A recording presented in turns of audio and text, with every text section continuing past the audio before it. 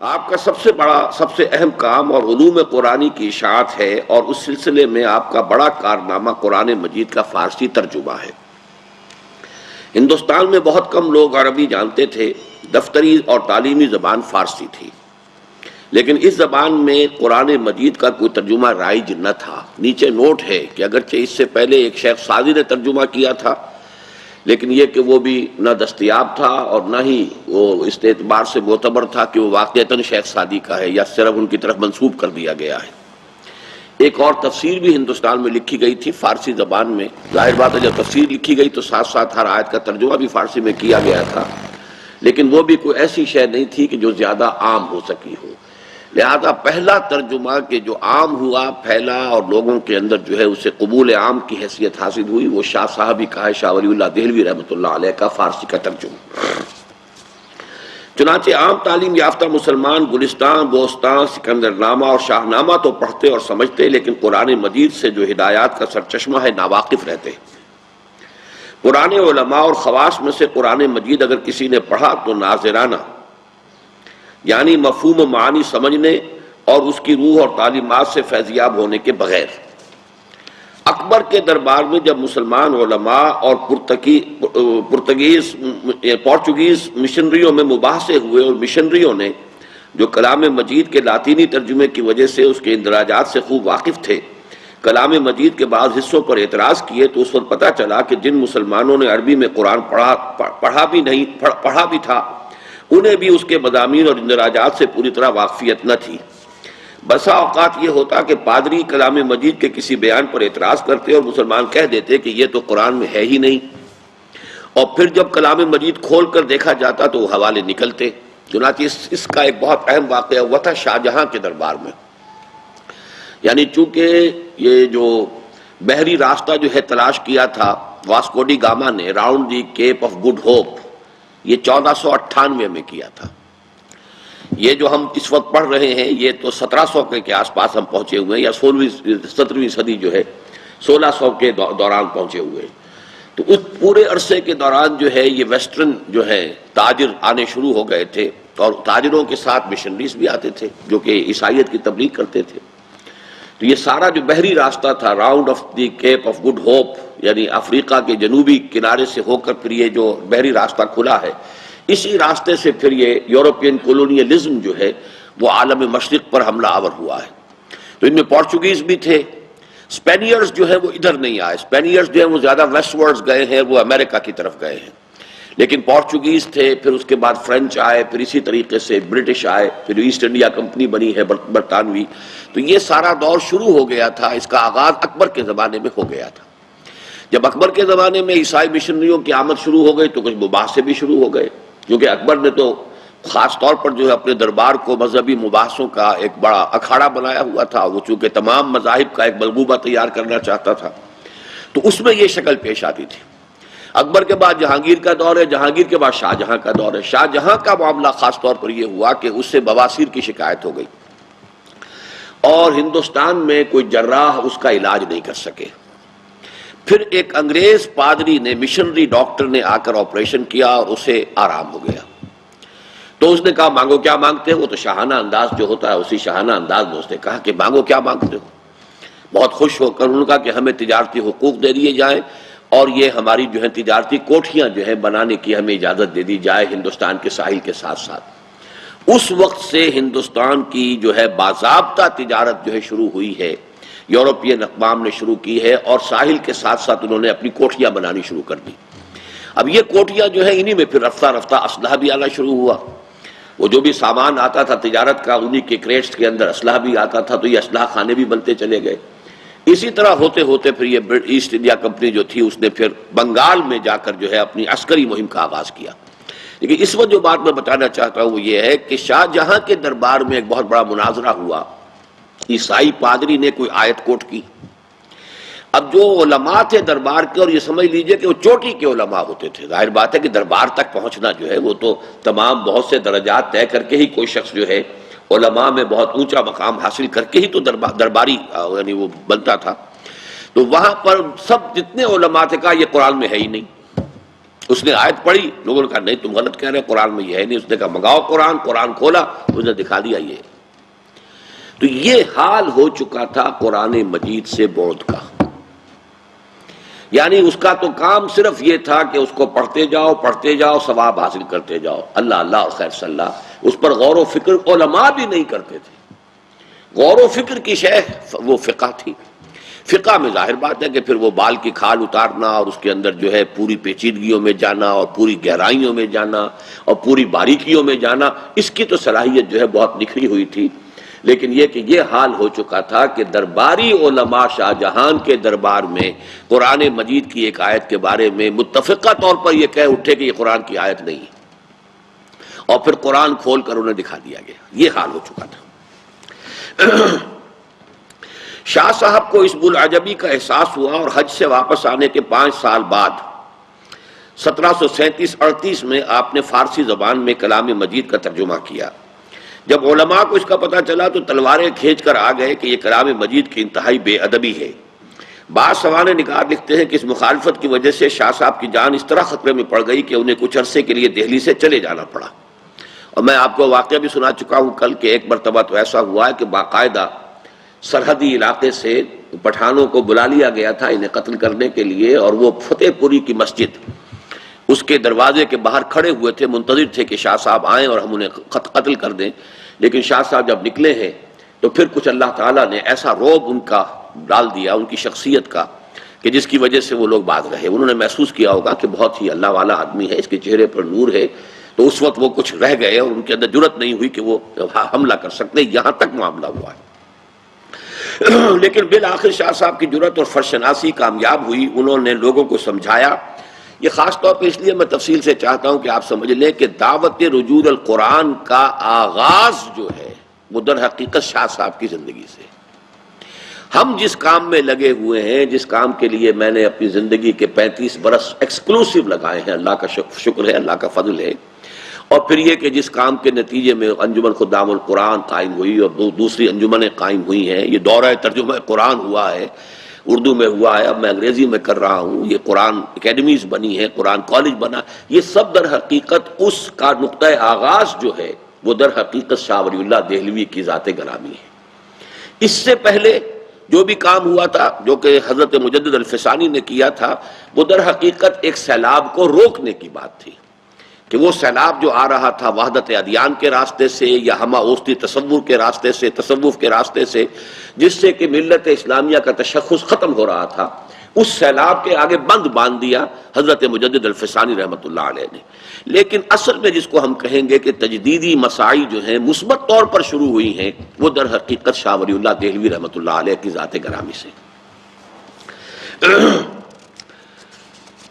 لیکن بالآخر شاہ صاحب کی جرأت اور فرشناسی کامیاب ہوئی. انہوں نے لوگوں کو سمجھایا کہ کلام اللہ اس لیے نہیں آیا کہ اسے ریشمی جزدانوں میں لپیٹ کر طاق پر تبرک کر رکھا جائے، یا جس طرح دوسری قومیں منتر پڑھا کرتی ہیں ہم اسے طوطے کی طرح بغیر سمجھے پڑھ دیں. یہ کتاب انسانی زندگی کے متعلق اہم ترین حقائق کو بے نقاب کرتی ہے. اس کے نازل ہونے کا مقصد یہ تھا کہ لوگ اسے پڑھیں اور ان حقائق کو اپنی زندگی کا دستور العمل بنائیں، اور اس کے لیے رائج الوقت زبانوں میں اس کا ترجمہ ضروری ہے. چنانچہ آہستہ آہستہ معترضین کی مخالفت کم ہوئی اور نہ صرف شاہ صاحب کے ترجمے نے رواج پایا بلکہ اردو اور دوسری زبانوں کے ترجموں کی راہ ہم پیدا ہو گئی. چنانچہ میں بتا چکا ہوں کہ شاہ صاحب کے 2 صاحبزادوں نے ترجمے کیے اردو میں. شاہ عبد القادر دہلوی رحمۃ اللہ علیہ نے انہوں نے با محاورہ کیا ہے، شاہ رفیع الدین نے لفظی ترجمہ کیا ہے. اور یہ دونوں ترجمے جو ہے آج بھی تمام اردو تراجم کا ماخذ یہی ہے. چنانچہ حضرت شیخ الہند رحمۃ اللہ علیہ نے تو صاف لکھا ہے، مولانا محمود حسن صاحب نے اپنا جو ترجمہ کیا ہے اس صدی کے آغاز میں، کہ در حقیقت یہ وہی شاہ عبد القادر صاحب کا ترجمہ ہے، لیکن چونکہ 100 برس گزر گئے ہیں اور اردو زبان کا محاورہ کچھ بدل گیا ہے، ایڈیمز چینج ہو چکے ہیں، لہذا میں نے صرف یہ کیا ہے کہ جو زبان کے اندر اس 100 برس کے عرصے میں جو تبدیلی آ گئی ہے ایڈیم کی، صرف اس کو میں نے جو ہے زمانہ حال کے مطابق کر دیا، ورنہ ترجمہ وہی ہے. تو شاہ صاحب کا ترجمہ فارسی میں، اور شاہ صاحب کے 2 بیٹوں کا ترجمہ اردو میں، اور شاہ صاحب کے ایک بیٹے کی تفسیر عزیزی، یہ شاہ عبد العزیز صاحب نے لکھی. قرآن مجید کا محض ترجمہ کر دینا ہی اس قدر اہم کام تھا کہ اگر شاہ صاحب فقط اسی کار خیر پر اکتفا کرتے اور وہ ابتدائی دشواریاں دور کر دیتے جو عام علماء کی فرض ناشناسی اور قرآنہ تقلید کی وجہ سے ان کے راستے میں حائل تھیں، تب بھی اسلامی تاریخ میں ان کا نام درخشاں ستارے کی طرح چمکتا، لیکن ان کا ترجمہ بطور خود بلند پایا اور قابل قدر و عظمت ہے۔ ترجمے کی مخالفت بیشتر تو تقلید اور امور مذہب میں مغز کو چھوڑ کر استخوان کے پیچھے دوڑنے کی وجہ سے تھی، یعنی عام طور پر جو لوگ ترجمے کی مخالفت کرتے تھے وہ تو اپنے تقلیدی انداز میں کرتے تھے، لیکن ایک بات بھی تھی، یعنی ایک پازیٹیو دلیل بھی تھی ترجمہ نہ کرنے کی۔ وہ پازیٹیو دلیل کیا ہے؟ لیکن اس میں شک نہیں کہ قرآن مجید کے ترجمے میں ہزاروں دقتیں ہیں۔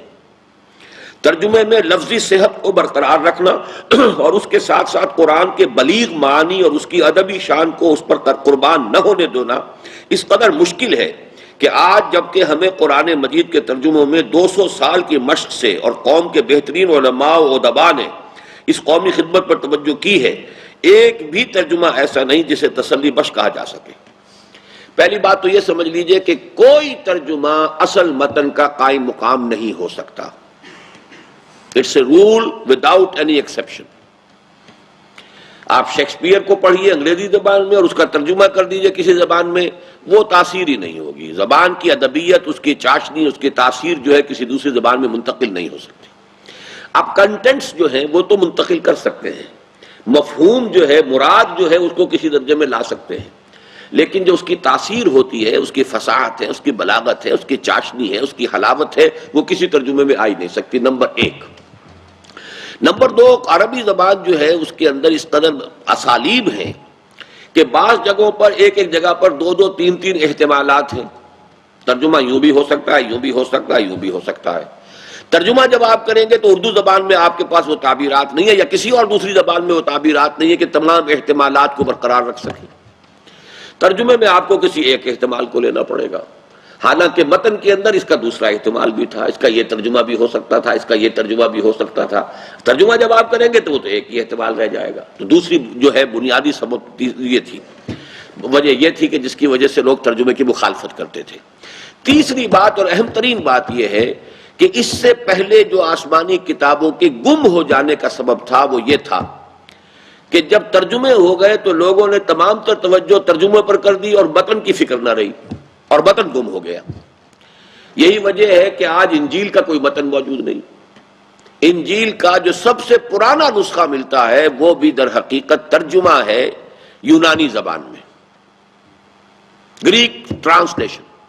حالانکہ ظاہر بات ہے حضرت مسیح علیہ السلام جو ہے وہ تو شام میں پیدا ہوئے، فلسطین کے علاقے میں پیدا ہوئے، وہیں انہوں نے اپنی دعوت و تبلیغ کے سارے مراحل طے کیے، وہیں پیدا ہوئے، پلے بڑھے، کہیں اور کسی ملک میں وہ گئے ہی نہیں۔ بچپن میں مصر تھوڑی دیر کے لیے ان کی والدہ لے گئی تھی، لیکن یہ کہ اس کے علاوہ تو اب ظاہر بات ہے وہاں پہ 3 زبانیں ہی ہو سکتی تھیں، یا تو عبرانی زبان تھی، وہ اہل علم کی زبان تھی، ہیبریو، وہ جو تھی جو یہودی، یہ تو سارا علاقہ یہودیوں کا تھا، یہودیوں کی پرانی مقدس زبان جو ہے وہ جو ہے عبرانی تھی، جیسے آج ہمارے لیے عربی ہے۔ تو جو اہل علم تھے وہ تو عبرانی بولتے تھے یا عبرانی میں لکھتے تھے۔ باقی جو وہاں کی لوکل لینگویجز تھیں وہ یا آرامائک تھی اور یا سیریک تھی، سریانی زبان یا آرامی زبان۔ آرامی زبان، سریانی زبان اور ہیبریو میں کوئی قدیم نسخہ انجیل کا موجود نہیں ہے۔ دی اولڈسٹ ٹیکسٹ جو ہے وہ صرف ترجمہ ہے جو کہ یونانی گریک زبان میں ہوا ہے۔ یہ اصل میں سبب ہو جاتا ہے اصل ٹیکسٹ کے گم ہو جانے کا کہ توجہ جو ہے لوگوں کی وہ کل کی کل مرکوز ہو جاتی ہے ترجمے پر۔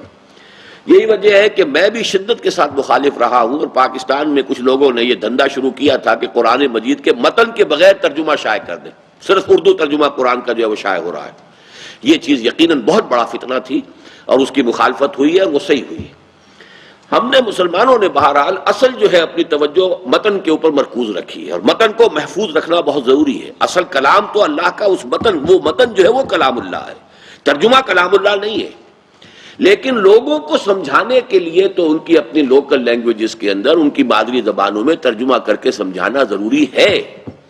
تو یہ ہے اصل میں کہ دونوں چیزوں کی اپنی جگہ پر اہمیت ہے۔ علماء اگر مخالفت کرتے تھے تو کوئی سبب بھی تھا، لیکن اس میں جو شدت انہوں نے اختیار کر لی کہ گویا کہ ترجمہ کرنا کفر ہو گیا، اور ترجمے سے جو ہے وہ لوگوں کے اندر جو ہے بہت سے مغالطے پیدا ہو جائیں گے، تو یہ ایک وہ بات تھی کہ جس کا مقابلہ شاہ ولی اللہ جیسی شخصیت ہی کر سکتی تھی۔ کسی اور شخص کے اندر یہ ہمت نہیں ہو سکتی تھی کہ وہ علماء کے متفقہ مخالفت کے باوجود وہ کام کر گزرے۔ ترجمے کی مخالفت بیشتر تو تقلید اور امور مذہب میں مغز کو چھوڑ کر استخا کے پیچھے دوڑنے کی وجہ سے تھی. یہ آپ سمجھ گئے کیا مطلب ہے اس کا؟ استخا کسے کہتے ہیں؟ ہڈی کو. یہ اصل میں مولانا روم کا ایک شعر ہے، یہ اس سے یہ الفاظ لیے گئے. ماز قرآن مغز ہا برداشتیم. یہ آپ ذرا لکھ لیا کریں، یہ چیزیں کام دے گی آپ کو. ماز قرآن مغز ہا برداشتیم استخا پیش سگا انداختے.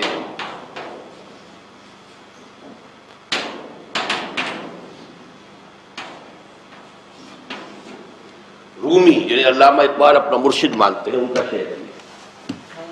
ہم نے قرآن سے اس کا اصل گودا حاصل کر لیا. ہڈی ہے نا، آپ ہڈی کو چوس لیتے ہیں، اس کے اندر سے گودا ہوتا ہے، وہ نکال لیتے ہیں، ہڈی پھینک دیتے ہیں. تو ہم نے اس میں سے اصل گودا تو نکال لیا ہے اور ہڈی جو ہے وہ کتوں کے آگے پھینک دی ہے. حالانکہ ایک اعتبار سے یہ قرآن مجید کی توہین بھی بن جاتا ہے یہ شعر. یہ قرآن میں کوئی شے ہڈی نہیں ہے، کوئی شے قرآن کی پھینک دینے کے قابل نہیں ہے. لیکن اصل میں مراد کیا ہے کہ ایک ہے قرآن مجید کی باطنی تعلیم، اصل ایمانی حقائق، ایک ہے قرآن کی قانونی تعلیم اور اس کے ساری تفاصیل. اب وہ جو میں نے آپ کو بتایا تھا کہ صوفیاء اور علماء کے مابین یہی چپکڑی شروع ہو گئی تھی، ایک دوسرے پر پھپتیاں چست کرنے کی. یہ صرف ظاہر بین ہے، ان کو ظاہر سے تعلق ہے، انہیں کیا غرض اس سے کہ اصل ہے کیا ہے. ادھر وہ کہتے تھے جی انہیں کیا پتا قانون اسلامی کا، یہ تو اپنے ہی خیالات اور تصورات کے اندر مگن ہیں. تو یہ جو ان کے درمیان چپکرش چلتی تھی اسی کا ایک مظہر یہ ہے کہ مولانا روم بھی بہرحال صوفیاء میں سے تھے. شیخ ابن عربی کے بہت بڑے مفسر سمجھ لیجئے، بہت بڑے ان کے پیروکار ہیں ابن عربی، محی الدین ابن عربی کے، شیخ اکبر کے. لہذا انہوں نے بھی وہی پھپتی چست کی ہے مولویوں پر، فقیہوں پر، کہ یہ تو ظاہری جو ڈھانچہ ہے شریعت کا اسی کے اوپر لڑ جھگڑ رہے ہیں. آیا اتنے ڈول پانی نکالنے سے کنواں پاک ہو جائے گا یا نہیں ہوگا؟ کتنے سائز کا ہو پانی کا وہ حوض تو وہ پاک ہوگا، اور کتنا سائز اس سے اگر 1 انچ کم رہ گیا تو پانی ناپاک ہو جائے گا. ظاہر بات ہے قانون جو ہے وہ قانون کی تو بوشگافیاں ایسی ہوتی ہیں. قانون میں ذرا ادھر سے ادھر کے فرق سے کیا ہوتا ہے. آپ کو معلوم ہے سپریم کورٹ کے 4 ججز نے ذوالفقار علی بھٹو کو پھانسی کا حکم دیا اور 3 جو ہے وہ اسے بری کر رہے تھے. تو قانون کے اندر تو ذرا سی بات سے زمین و آسمان کا فرق واقع ہو جاتا ہے. تو انہوں نے یہ گویا کہ پھپتی چست کی ہے فقہا پر یا مولویوں پر یا ظاہر بین مفتیوں پر کہ ہم نے تو قرآن سے اس کی اصل تعلیم ایمان، وہ جو شاید آپ کو یاد ہو، میں نے آپ کو ایک شعر اور بھی سنایا تھا کہ چند خانی حکمت یونانیہ، یہ بھی مولانا رومی کا ہے.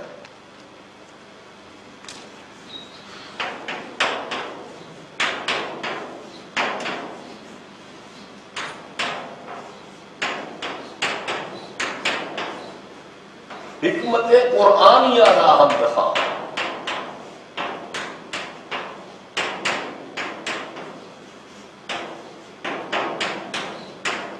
کب تک یونانیوں ہی کا فلسفہ پڑھتے رہو گے؟ چند خانی حکمت یونانیہ. اے مسلمان متکلمین اور فلسفیوں، کب تک تم یونانیوں ہی کے فلسفے کو اور حکمت کو پڑھتے رہو گے؟ حکمت قرآنیہ راہم بخواہ، قرآن کی حکمت اور فلسفے کو سمجھنے کی کوشش کرو. تو اب قرآن مجید کی بھی ایک حکمت ہے، ایک فلسفہ ہے، اور ایک قرآن مجید کا قانون ہے. تو اس کو یہ کہہ رہے ہیں کہ ہم نے تو قرآن سے اس کا اصل گودا، اس کا اصل مغز جو ہے وہ حاصل کر لیا، وہ اس کی حکمت ہے، وہ ایمان کا فلسفہ ہے. باقی یہ ہڈیاں ہم نے چھوڑ دی ہیں ان کے لیے کہ یہ مولوی جو ہے ان کے اوپر لڑتے رہیں، کتوں کی طرح ایک دوسرے پر غراتے رہیں، تو یہ ہم نے ان کے لیے چھوڑ دیا ہے. ماز قرآن مغزہا برداشتین استخاں پیش سگا انداختین. تو یہ اصل میں اکرام صاحب نے یہاں سے یہ الفاظ لیے ہیں. ترجمے کی مخالفت بیشتر تو تقلید اور امور مذہب میں مغز کو چھوڑ کر استخاں کے پیچھے دوڑنے کی وجہ سے تھی. لیکن اس میں شک نہیں کہ قرآن مجید کے ترجمے میں ہزاروں دقتیں بھی ہیں۔ ترجمے میں لفظی صحت کو برقرار رکھنا اور اس کے ساتھ ساتھ قرآن کے بلیغ معنی اور اس کی ادبی شان کو اس پر قربان نہ ہونے دینا اس قدر مشکل ہے کہ آج جب کہ ہمیں قرآن مجید کے ترجموں میں 200 سال کی مشق ہے اور قوم کے بہترین علماء و ادباء نے اس قومی خدمت پر توجہ کی ہے، ایک بھی ترجمہ ایسا نہیں ہے جسے تسلی بخش کہا جا سکے یا جس سے اس کے اصل زور بیان، فصاحت و بلاغت اور روحانی عظمت کا صحیح اندازہ ہو سکے۔ شاہ ولی اللہ کے ترجمے کے متعلق یہ تو نہیں کہا جا سکتا کہ اس سے بہتر ترجمہ نہیں ہو سکتا، اور اصل میں ضرورت یہ ہے کہ مستند اور بلند پایہ ترجمے کے لیے علماء اور اہل قلم کی ایک پوری جماعت یہ فرض ادا کرے۔ یہ بہت اہم نکتہ ہے جو بیان کیا انہوں نے، کہ اصل میں ترجمہ جو ہے کسی ایک شخص کے کرنے کا کام نہیں۔ اس کی وجہ کیا ہے؟ ہر شخص کا اپنا ایک بینٹ آف مائنڈ ہوتا ہے، اینگل آف ویو ہے، اس کے اپنے ذہن کی ایک ساخت ہے۔ اب دیکھیے یہی میز ہے، میں نے پہلے بھی مثالیں دی ہیں آپ کو، آپ بھی اس میز کو دیکھ رہے ہیں، وہ بھی دیکھ رہے ہیں، لیکن ہر ایک کے ریٹینا پر یہ جو حساس پردہ ہے ہماری آنکھ کا، اس پر اس کی تصویر مختلف بن رہی ہے۔ میز ایک ہی ہے، جب اس اینگل سے دیکھا جائے گا تو کچھ اور نظر آئے گی، اس اینگل سے دیکھا جائے گا کچھ اور نظر آئے گی، اور ہر انسان کا اپنا ایک اینگل آف ویو ہوتا ہے، اس کا اپنا ایک بینٹ آف مائنڈ ہے، اس کے اپنے ذہن کی ایک ساخت بن چکی ہے، اپنے مزاج کی ایک افتاد ہے، تو وہ قرآن مجید کو اسی اینگل سے دیکھے گا۔ تو ایک آدمی کا جو دیکھنا ہے وہ کافی نہیں ہے، 10 آدمی یہ کام کر رہے ہوں اور پھر وہ بیٹھ کر اپنے جو ہے نوٹس کو کمپیئر کریں، پھر ڈسکس کریں اور پھر کسی ترجمے پر آنے کی کوشش کریں، تو وہ ہے اصل میں کرنے کا کام۔ چنانچہ قرآن مجید کے انگریزی ترجمے کی ایک ایسی مشق شروع کی تھی کراچی کے ایک ادارے نے، وہاں میں نے جا کر دیکھا بھی تھا، تو وہاں انہوں نے یہ کیا ہوا تھا کہ 8-9 آدمی تھے، ہر ایک کے لیے علیحدہ علیحدہ ڈیسک، اور علیحدہ علیحدہ اس کے ہر ڈیسک کے اوپر وہ ڈکشنریاں عربی انگریزی وغیرہ یہ موجود تھیں۔ اب وہ صبح کے وقت 8-10 آدمی جمع ہوتے تھے اور طے کر لیتے تھے کہ آج فلاں آیت سے فلاں آیت تک کا ترجمہ کرنا ہے۔ شام تک ہر آدمی اپنا بیٹھا ہوا اپنے ذہن اپنے فکر کے مطابق بہترین ترجمہ کرتا تھا، پھر وہ شام کو اپنے نوٹس کمپیئر کرتے تھے، پھر کسی ایک ٹیکسٹ کے اوپر ایگری کرتے تھے، پھر یہ کہ انہوں نے ایک اور بورڈ بنا رکھا تھا علماء کا کہ پھر وہ یہ ہے کہ ویکلی وہ اس کو پھر ریویو کریں گے۔ تو یہ میرے نزدیک بہت سائنٹیفک انداز تھا۔ مجھے معلوم نہیں ہے کہ وہ کام اس طریقے سے پایا تکمیل کو پہنچ چکا یا نہیں، یہ یقین انٹرنیشنل کا جو پرچہ نکلتا رہا ہے بہت عرصے تک، اور ان کا ایک تبلیغی کالج بھی ہے دریائے ہب جو ہے ہب ریور پر، اس کو ادھر جاتے ہوئے وہ آتا ہے، تو وہاں یہ کام ہو رہا تھا۔ اب مجھے معلوم نہیں وہ کس سٹیج میں ہے، لیکن یہ کہ طریقہ یہی صحیح ہے کہ کسی ایک زبان میں کوئی ایک شخص ترجمہ کرے گا۔ یہی وجہ ہے کہ جب مجھ سے کوئی شخص پوچھتا ہے کہ آپ قرآن مجید کا اردو میں کون سا ترجمہ سجیسٹ کرتے ہیں، تو میرا پہلا جواب یہ ہوتا ہے کہ کوئی ایک ترجمہ کفایت نہیں کر سکتا، کم سے کم 3 ترجموں کی آپ ہمت کریں اپنے اندر پیدا، تو پھر یہ ہے کہ میں سمجھتا ہوں کہ آپ ایک رائے پیدا کر سکیں گے صحیح۔ مولانا مودودی کا ترجمہ پڑھیے، اس کے اندر آپ کو تحریکیت ملے گی، تحریکیت، انقلابیت۔ مولانا اصلاحی صاحب کا ترجمہ پڑھیے، اس کے اندر آپ کو قرآن مجید کی جو ادبی جو ہے، جو اس کا پہلو ہے، اور زبان کا اور اس کا اور اس کے نظم کلام کا، یہ چیز ملے گی۔ اور تیسرا یہ کہ کم سے کم مولانا شبیر احمد عثمانی رحمۃ اللہ علیہ کے حواشی جو ہے وہ بھی پڑھیے، اس سے آپ کو تصوف اور جو باطنی کیفیت کی جو چاشنی ہے وہ میسر آئے گی۔ کم سے کم یہ ٹرائنگل بنتی ہے کہ 3 ترجمے اگر سامنے رکھیں اور 3 حواشی کو آپ دیکھتے رہیں، تو آپ سمجھ سکتے ہیں کہ واقعتاً قرآن مجید کا اردو میں آپ نے کچھ سمجھنے کا حق ادا کیا ہے۔ ایک ترجمہ پڑھیں گے تو وہ تو پھر وہ جس کو کہتے ہیں ون ٹریک مائنڈ ہے، وہ تو ایک ہی شخص کا ایک ہی ذہن، ایک ہی سوچ، ایک ہی پوائنٹ آف ویو، ایک ہی اینگل آف ویژن، اسی کے حوالے سے اسی لکیر کے فقیر آپ بھی بنتے چلے جائیں گے۔ تو بہت اچھا جملہ لکھا ہے یہ شیخ صاحب نے کہ اصل میں ضرورت یہ ہے کہ مستند اور بلند پایہ ترجمے کے لیے علماء اور اہل قلم کی ایک پوری جماعت یہ فرض ادا کرے، لیکن اکثر باتوں میں وہ موجودہ اردو ترجموں سے کہیں بہتر ہے، یعنی شاہ صاحب کا فارسی ترجمہ۔ اور اس میں کوئی شک نہیں کہ قرآن مجید کا ترجمہ کرنے والے میں جن خصوصیتوں کی ضرورت ہے وہ شاہ صاحب سے بڑھ کر آج تک کسی مترجم میں جمع نہیں ہو سکی۔ یعنی میرا خود کہنا یہ ہے کہ شاہ صاحب کے بارے میں میری رائے یہ ہے کہ دور صحابہ کے بعد علمی اعتبار سے 3 شخصیتوں کو میں عظیم ترین سمجھتا ہوں: امام غزالی، امام ابن تیمیہ اور شاہ ولی اللہ دہلوی۔ اور ان میں نسبت میرے نزدیک یہ ہے کہ شاہ ولی اللہ دہلوی مساوی ہیں ابن تیمیہ جمع امام غزالی، دونوں کو جمع کریں گے تو شاہ ولی اللہ کی شخصیت بنے گی، کیونکہ امام غزالی زیادہ تصوف کی طرف ان کا رجحان ہے، ابن تیمیہ کا جو ہے قرآن کا متن اور سنت رسول کی جو اصل حیثیت ہے اس کے اعتبار سے، اور شاہ صاحب نے یہ دونوں چیزیں جو ہیں جمع ہیں، جامع ظاہر و باطن، جامع معقول و منقول، یہ چار جو ہیں ڈائمنشنز ہیں، ایک منقول ہے، ایک معقول ہے، یعنی قرآن حدیث سے یہ چیزیں ہمیں مل رہی ہے، ایک ہے عقل، منطق اور فلسفہ، عقل کیا کہہ رہی ہے، منطق کیا کہہ رہی ہے، تو معقول و منقول، اور ظاہر و باطن، ایک ہے قرآن کا اور اسلام کا ظاہری قانونی پہلو، ایک ہے اس کا باطنی پہلو، تو جب ان چاروں کو جمع کریں گے آپ تب جا کر جو ہے در حقیقت ایک جو ہے وہ صحیح تصور بنے گا۔ اس حوالے سے اس جامعیت کبریٰ پر اترنے والی کوئی شخصیت میرے نزدیک دور صحابہ کے بعد، اس لیے کہ وہ کیٹیگری مختلف ہے، حضور صلی اللہ علیہ وسلم اور صحابہ کرام سے تو ہم بعد کے کسی بھی شخص کو کسی بھی اعتبار سے کمپیئر کر ہی نہیں سکتے، وہ کیٹیگری علیحدہ ہے، لیکن اس کے بعد کی جو جتنی شخصیتیں ہیں ان میں میرے نزدیک یہ تین چوٹی کے ہیں، امام غزالی، امام ابن تیمیہ اور شاہ ولی اللہ دہلوی، اور ان میں جو نسبت و تناسب ہے وہ یہ ہے کہ شاہ ولی اللہ دہلوی مساوی ہیں امام غزالی جمع امام ابن تیمیہ کے، تو انہوں نے صحیح بات لکھی ہے یہ، اور اس میں کوئی شک نہیں کہ قرآن مجید کا ترجمہ کرنے والے میں جن خصوصیتوں کی ضرورت ہے وہ شاہ صاحب سے بڑھ کر آج تک کسی مترجم میں جمع نہیں ہوئی۔ مولانا نذیر احمد کہتے ہیں فی الحقیقت قرآن کے مترجم ہونے کے لیے جتنی باتیں درکار تھیں ترجمے سے ثابت ہوتا ہے وہ سب مولانا شاہ ولی اللہ دہلوی میں علی وجہ الکمال پائی جاتی تھی، اور سب سے بڑی بات یہ کہ مولانا صاحب کی نظر تفاسیر اور احادیث اور دین کی کتابوں پر ایسی وسیع ہے کہ بس انہی کا حصہ تھا، یعنی یہ منقول کا پہلو آ گیا۔ ایسا معلوم ہوتا ہے کہ ہر ایک آیت بلکہ ہر ایک لفظ کی نسبت مفسرین کے جتنے اقوال ہیں وہ سب ان کے پیش نظر ہیں، اور وہ ان میں جس کو واضح پاتے ہیں اسے اختیار کر لیتے ہیں۔ یہ جو مولانا نذیر احمد لکھا ہے یا ڈپٹی نذیر احمد مشہور ہیں، ان کا بھی ایک ترجمہ ہے با محاورہ، ڈپٹی نذیر احمد تھے یہ۔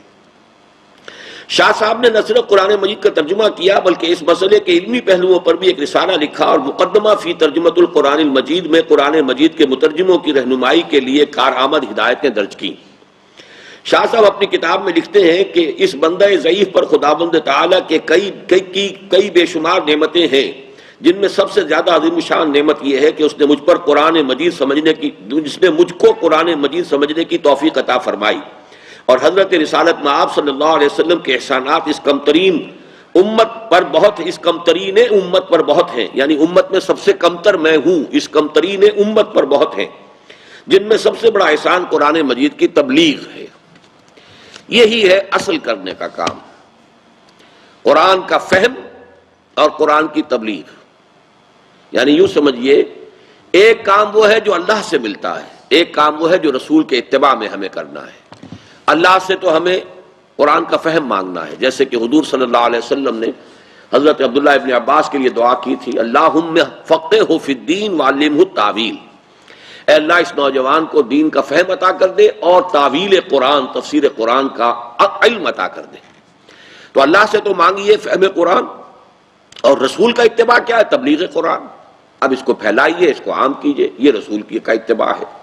تو شاہ صاحب کہہ رہے ہیں کہ مجھ پر اللہ کی جو بے شمار نعمتیں ہیں ان میں سب سے بڑی نعمت یہ ہے کہ اس نے مجھے قرآن مجید کو سمجھنے کی توفیق دی، اور رسول صلی اللہ علیہ وسلم کا جو سب سے بڑا احسان ہے وہ یہ ہے کہ جیسے انہوں نے تبلیغ فرمائی قرآن مجید کی، ایسے ہی جیسے کہ آپ نے فرمایا فَلْيُبَلِّغِ الشَّاهِدُ الْغَائِبَ، اب پہنچاؤ وہ جن تک میں نے پہنچا دیا ان کی ذمہ داری ہے کہ آگے پہنچائیں، اور بلغوا انی ولو آیۃ، پہنچاؤ میری جانب سے خواہ ایک ہی آیت۔ تو میں اسی کام کے اندر جو ہے میں نے اپنی زندگی لگائی ہے۔ قرآن مجید کی تبلیغ شاہ صاحب نے فقط ترجمہ کر کے ہی نہیں کی بلکہ علم تفسیر کے متعلق کتابیں بھی لکھی، جن میں الفوز الکبیر فی اصول التفسیر خاص طور پر قابل ذکر ہے۔ اس کتاب کے 4 باب ہیں جن میں علوم قرآنی اور مطالعہ قرآن کے مختلف پہلوؤں پر تبصرہ کیا ہے۔ دوسرے باب میں آپ نے مسئلہ نسخ پر مجتہدانہ انداز سے نظر ڈالی ہے، اور وہ آیات منسوخہ جن کی تعداد بعض لوگوں کے نزدیک 500 کے قریب تھی، اور جن کی تعداد جلال الدین سیوطی رحمۃ اللہ علیہ نے بھی 20 مقرر کی تھی، 4 سے زیادہ تسلیم نہیں کی۔ یہ ذرا علم قرآن کا ایک مشکل مسئلہ ہے، ناسخ و منسوخ۔ ناسخ و منسوخ کے ایک حکم پہلے آیا اور اس کے بعد دوسرا حکم آیا تو گویا کہ پہلا منسوخ ہو گیا۔ جیسے مثلا پہلے یہ رعایت دی گئی تھی کہ اگر کوئی شخص روزہ نہ رکھے تو ایک مسکین کو کھانا کھلا دیا کرے، پھر جب رمضان کے روزوں کی فرضیت کا حکم آیا یہ حکم جو ہے ساقط ہو گیا، اور صرف حضور نے اس کو باقی رکھا ہے کس کے لیے کہ جو انتہائی بوڑھا ہے یا ایسا مریض ہے کہ روزہ رکھنے سے جان جانے کا اندیشہ ہے تو اس کے لیے باقی رکھا، صحت مند آدمی کے لیے یہ اب اس کی رعایت باقی نہیں رہی، تو گویا کہ وہ آیت کا وہ حصہ منسوخ ہو گیا۔ یا اسی طرح پہلے حکم تھا کہ ہر مسلمان اپنی وصیت لکھ کر ہر وقت اپنے پاس رکھے، اس لیے کہ قانون وراثت ابھی معین طور پر آیا نہیں تھا، تو سورہ بقرہ میں حکم ہے کہ اگر کچھ بھی مال چھوڑ کر جا رہے ہو تو وصیت کر کے جاؤ تاکہ والدین کو بھی کچھ حصہ مل سکے، یہ نہ ہو کہ بس ایک بڑا بیٹا جو ہے وہ ساری وصیت پر قابض ہو کر بیٹھ جائے۔ لیکن جب وہ قانون وراثت نازل ہو گیا تو وصیت کا یہ حکم جو ہے یہ اب گویا کہ اس طریقے سے لازم نہیں رہا، بلکہ اس کو کہا گیا کہ وصیت کرے گا بھی تو صرف 1/3 کے اندر وہ وصیت نافذ ہوگی، 2/3 پر وہی قانون جو ہے اللہ نے جو نازل کر دیا ہے اسی کا نفاذ ہوگا، اور وہ وصیت بھی وارث کے حق میں نہیں ہو سکتی، یعنی جس کا حصہ اللہ تعالیٰ نے وراثت میں خود قرآن میں مقرر کر دیا ہے اس کے لیے وصیت نہیں ہو سکتی، وصیت کسی غیر وارث کے لیے ہو سکتی ہے، کسی ادارے کو آپ 1/3 حصہ اپنا دے دینا چاہیں کسی اور نیک کام میں، کسی یتیم کو، کسی مسکین کو، کسی اور کام میں وہ آپ دے سکتے ہیں، لیکن وارث جو معین کر دیے گئے ہیں ان کے حق میں جو ہے وہ وصیت نہیں کی جا سکتی۔ اس طرح قرآن مجید کے اندر ناسخ و منسوخ کی آیات کا ایک خاص فن رہا ہے، تو کسی زمانے میں تو 500 آیتیں گویا کہ 6500 میں سے 1/13 قرآن جو ہے سمجھا گیا تھا کہ یہ منسوخ ہو چکا ہے۔ جلال الدین سیوطی رحمۃ اللہ علیہ نے پھر جرح کی کہ نہیں، یہ منسوخی کا یہ مطلب نہیں ہے اور یہ بہت ہی غلط رائے ہے، تو 20 آیات کو تعین کیا انہوں نے کہ یہ 20 آیتیں منسوخ ہوئی ہیں قرآن کی، منسوخ التلاوت نہیں ہے، پڑھی جائیں گی، قرآن مجید کی آیات شمار کی جائیں گی لیکن ان کا حکم باقی نہیں رہا۔ شاہ صاحب نے اس کے اندر اور کمی کی ہے، تطبیق کر کے دکھا دیا کہ یہ بھی منسوخ نہیں ہے، بلکہ ان میں سے صرف 4 کو انہوں نے تسلیم کیا ہے کہ یہ 4 آیات ایسی ہیں کہ جو واقعتاً ہم مانیں گے کہ یہ اب منسوخ ہے حکم کے اعتبار سے۔ فوز الکبیر کے بعد اندراجات سے خیال ہوتا ہے کہ شاہ صاحب قرآنی ارشادات کو وسیع سے وسیع مفہوم میں دینا چاہتے تھے۔ یہ لفظ جو ہے وہ شاید آپ نے میرے دروس میں کبھی سنا ہو کہ ایک تعویل خاص ہوتی ہے، ایک تعویل عام ہوتی ہے۔ تعویل خاص یہ ہے کہ قرآن مجید کی جو آیت یا سورت جس ماحول میں نازل ہوئی، جس وقت نازل ہوئی، کوئی خاص واقعہ پیش نظر تھا یا کوئی خاص حالات تھے، اس کانٹیکسٹ میں رکھ کر سمجھا جائے کہ جب یہ آیت نازل ہوئی تو اس کا کیا مفہوم سمجھا گیا ہوگا۔ ایک یہ کہ اس کے الفاظ کے اوپر غور کیا جائے، چھوڑ دیجئے اس کو کہ کانٹیکسٹ کیا تھا، کب نازل ہوئی ہے، فرض کیجئے آج ہی نازل ہو رہی ہے یہ آیت، تو الفاظ کے عموم سے نتیجہ نکالا جائے۔ اسی لیے ایک جملہ جو ہے مفسرین کہا کرتے ہیں، اس کو بھی لکھ لیجئے،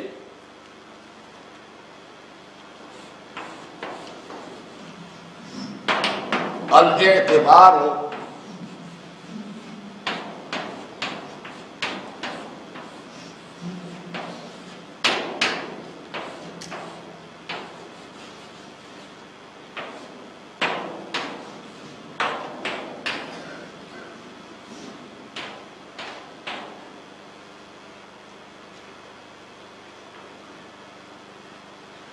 الاعتبار لعموم اللفظ لا لخصوص السبب، اعتبار الفاظ کے عموم کا کیا جائے گا، سبب نزول کے خصوص کا نہیں کیا جائے گا۔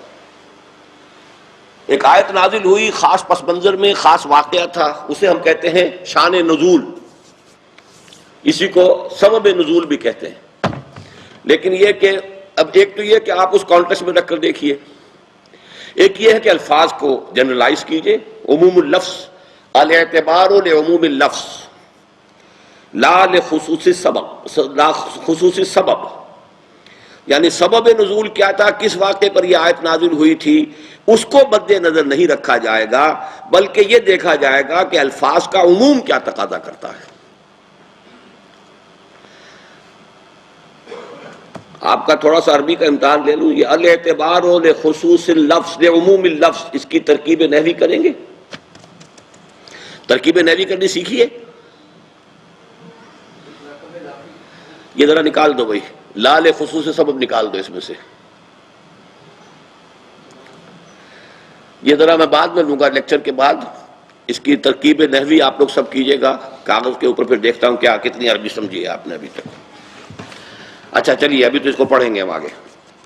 فوز الکبیر کے بعد اندراجات سے خیال ہوتا ہے کہ شاہ صاحب قرآنی ارشادات کو وسیع سے وسیع مفہوم دینا چاہتے تھے، وہ مختلف آیتوں اور صورتوں کے متعلق اسباب نزول کا خیال رکھتے ہیں، یعنی یہ ضروری ہے، خیال رکھنا چاہیے، یہ گویا کہ وہ ہے جو میں نے کہا ہے کہ جو ایک کانٹیکسٹ کے اندر التاویل الخاص جو ہے، لیکن اس بات کی بھی کوشش کرتے ہیں کہ اس سے کلام مجید کے اصلی مقصد پر پردہ نہ پڑ جائے۔ چنانچہ باب اول میں لکھتے ہیں، یہ ترجمہ کیا ہے شیخ صاحب نے، عام مفسرین نے ہر ایک آیت کی کو خواہ مباحثے کی ہو یا احکام کی ایک قصے کے ساتھ ربط دیا ہے، اور اس قصے کو اس آیت کے لیے سبب نزول مانا ہے، لیکن حق یہ ہے کہ نزول قرآنی سے مقصود اصلی نفوذ بشریہ کی تہذیب اور ان کے باطل عقائد اور فاسد اعمال کی تردید ہے۔ اس لیے آیات مناظرہ کے نزول کے لیے متکلمین میں عقائد باطلہ کا وجود، اور آیات احکام کے لیے ان میں اعمال فاسدہ اور مظالم کا شیوع، اور آیات تذکیر کے نزول کے لیے ان کا بغیر ذکر آلاء اللہ و ایام اللہ اور موت و واقعات بعد الموت کے بیدار نہ ہونا اصلی سبب ہوا۔ اب یہ ذرا وہ پرانی زبان ہے نا، کہ اصل سبب کیا ہے قرآن کے نزول کا، وہ تو یہ ہے کہ لوگ جو ہیں موت کو بھولے ہوئے ہیں، موت کے بعد کے واقعات کو بھولے ہوئے ہیں، اور جو بھی انسان کی سعادت کے لیے اور اس کی کامیابی کے لیے اسباب ہونے چاہیے ان سے صرف نظر کیا ہوا ہے۔ تو گویا ان تمام غلط راستوں سے ہٹا کر حقیقت کی طرف لے کر آنا، یہ سبب نزول ہے پورے قرآن کا۔ خاص واقعات کو جن کے بیان کرنے کی زحمت اٹھائی گئی ہے، اسباب نزول میں چندہ دخل نہیں ہے، مگر سوائے چند آیات کے جن میں کسی ایسے واقعے کی جانب اشارہ ہے جو رسول اللہ کے زمانے میں یا اس سے پیشتر واقع ہوا ہو۔ مثلا جیسے سورہ تحریم آپ نے پڑھی ہے، اب سورہ تحریم کے شروع میں جو واقعات آتے ہیں، یا ایھا النبی لم تحرم ما احل اللہ لک تبتغی مرضات ازواجک، یہ پڑھ لیا ہے نا آپ لوگوں نے، تو اب اس میں تو ایک واقعہ جو ہے اس کو سمجھے بغیر یہ آیت سمجھ میں نہیں آئے گی کہ آخر وہ کون سا واقعہ تھا، حضور نے اپنے اوپر کون سی چیز حرام کر لی تھی، تو یہ چیز جو ہے اس کو سمجھنے کی ضرورت ہے۔ تو اس حوالے سے بعض تو آیات ایسی ہیں، لیکن اس کو ہمارے مفسرین نے اتنا عام کر دیا ہے کہ ہر آیت کے ساتھ شان نزول، اور جہاں کہ اس کے لیے نہ کوئی سند ہے نہ کوئی اس کے لیے حدیث صحیح موجود ہے، لیکن شان نزول کے اندر اسی کے حوالے سے بات کو سمجھنے کی کوشش کرتے ہیں۔ فوز الکبیر کی دوسری خصوصیت شاہ صاحب کی انصاف پسندی اور اخلاقی جرت ہے۔ مثلا عام طور پر مسلمان زمانہ جاہلیت کے عربوں سے فقط برائیاں اور عیب ہی منسوب کرتے ہیں، لیکن شاہ صاحب نے اس معاملے میں بھی انصاف بالائے اطاعت کے اصول کو ملحوظ رکھا اور تصویر کے دونوں پہلو پیش کیے۔ یعنی عرب معاشرے کے اندر جہاں خرابیاں تھیں وہاں بھلائیاں بھی تھیں، ان کے کردار میں اچھائیاں بھی تھیں، وہ فخر کرتے تھے تو اپنے اس پر کرتے تھے کہ ہم نے اتنے لوگوں کو کھانا کھلایا، ہم نے اتنی سخاوت کی ہے، بہادری ان کے اندر تھی۔ ایک دفعہ وعدہ کر کے پھر پورا کرنا جو ہے، وہ قول مرداں جو ہے وہ اس کے اوپر قائم رہنا جو ہے، تو یہ چیزیں جو ہے ان کے اندر موجود تھی۔ ایسا نہیں ہے کہ ساری گندگی ہی گندگی تھی، برائی ہی برائی تھی۔ یہی وجہ ہے کہ مکے والوں کے اندر تو آپ کو معلوم ہے نفاق کی بیماری نہیں تھی، وہ تو یا تو کٹر دشمن تھے اور یا پھر یہ کہ یوں سمجھیے کہ بے دام غلام ہے، کہ جو حکم بھی آپ نے دیا اب اس کو جب مان لیا آپ کو اللہ کا رسول، تو اب جو حکم آپ دیں گے گردن کٹانے کو تیار ہیں۔ لیکن یہ کہ یہ معاملہ جو ہے ان کے اندر خیر کے پہلو بھی تھے۔ اسی طرح عام مسلمانوں کا خیال ہے کہ یہودیوں اور عیسائیوں نے اپنی اصل مذہبی کتاب کو بدل ڈالا ہے، لیکن شاہ ولی اللہ اس کے قائل نہ تھے۔ وہ لکھتے ہیں یہودی تحریف لفظی تورات کے ترجمے وغیرہ میں کیا کرتے تھے، نہ کہ اصل کتاب میں، کیونکہ فقیر کے نزدیک ایسا ہی محقق ہوا ہے، اور ابن عباس کا بھی یہی قول ہے۔ لیکن یہ بات جو ہے یہ 100% درست نہیں ہے، چونکہ ترجمے کرتے ہوئے، اب یہ بھی بات انہوں نے بھی لکھ دی ہے کہ ترجموں میں تحریف ہوئی ہے۔ سوال یہ کہ انجیل کا اصل ٹیکسٹ تو ہے ہی نہیں، اب ہمیں کیسے معلوم ہو؟ اور ترجمے ہر مرتبہ جب یہ کرتے ہیں تو اس ترجمے کو تبدیل کر دیتے ہیں۔ اب ایک نیا ورژن تیار ہو رہا ہے انجیل کا، بلکہ چھپ چکا ہے، جس میں ترجمے بدلے گئے ہیں۔ وہ ترجمے یہ بدلے گئے ہیں کہ جو نظریہ مساوات مرد و زن ہے، عورت اور مرد بالکل برابر ہیں، لیکن تورات میں اللہ کے لیے ہمیشہ مذکر کا لفظ آتا ہے۔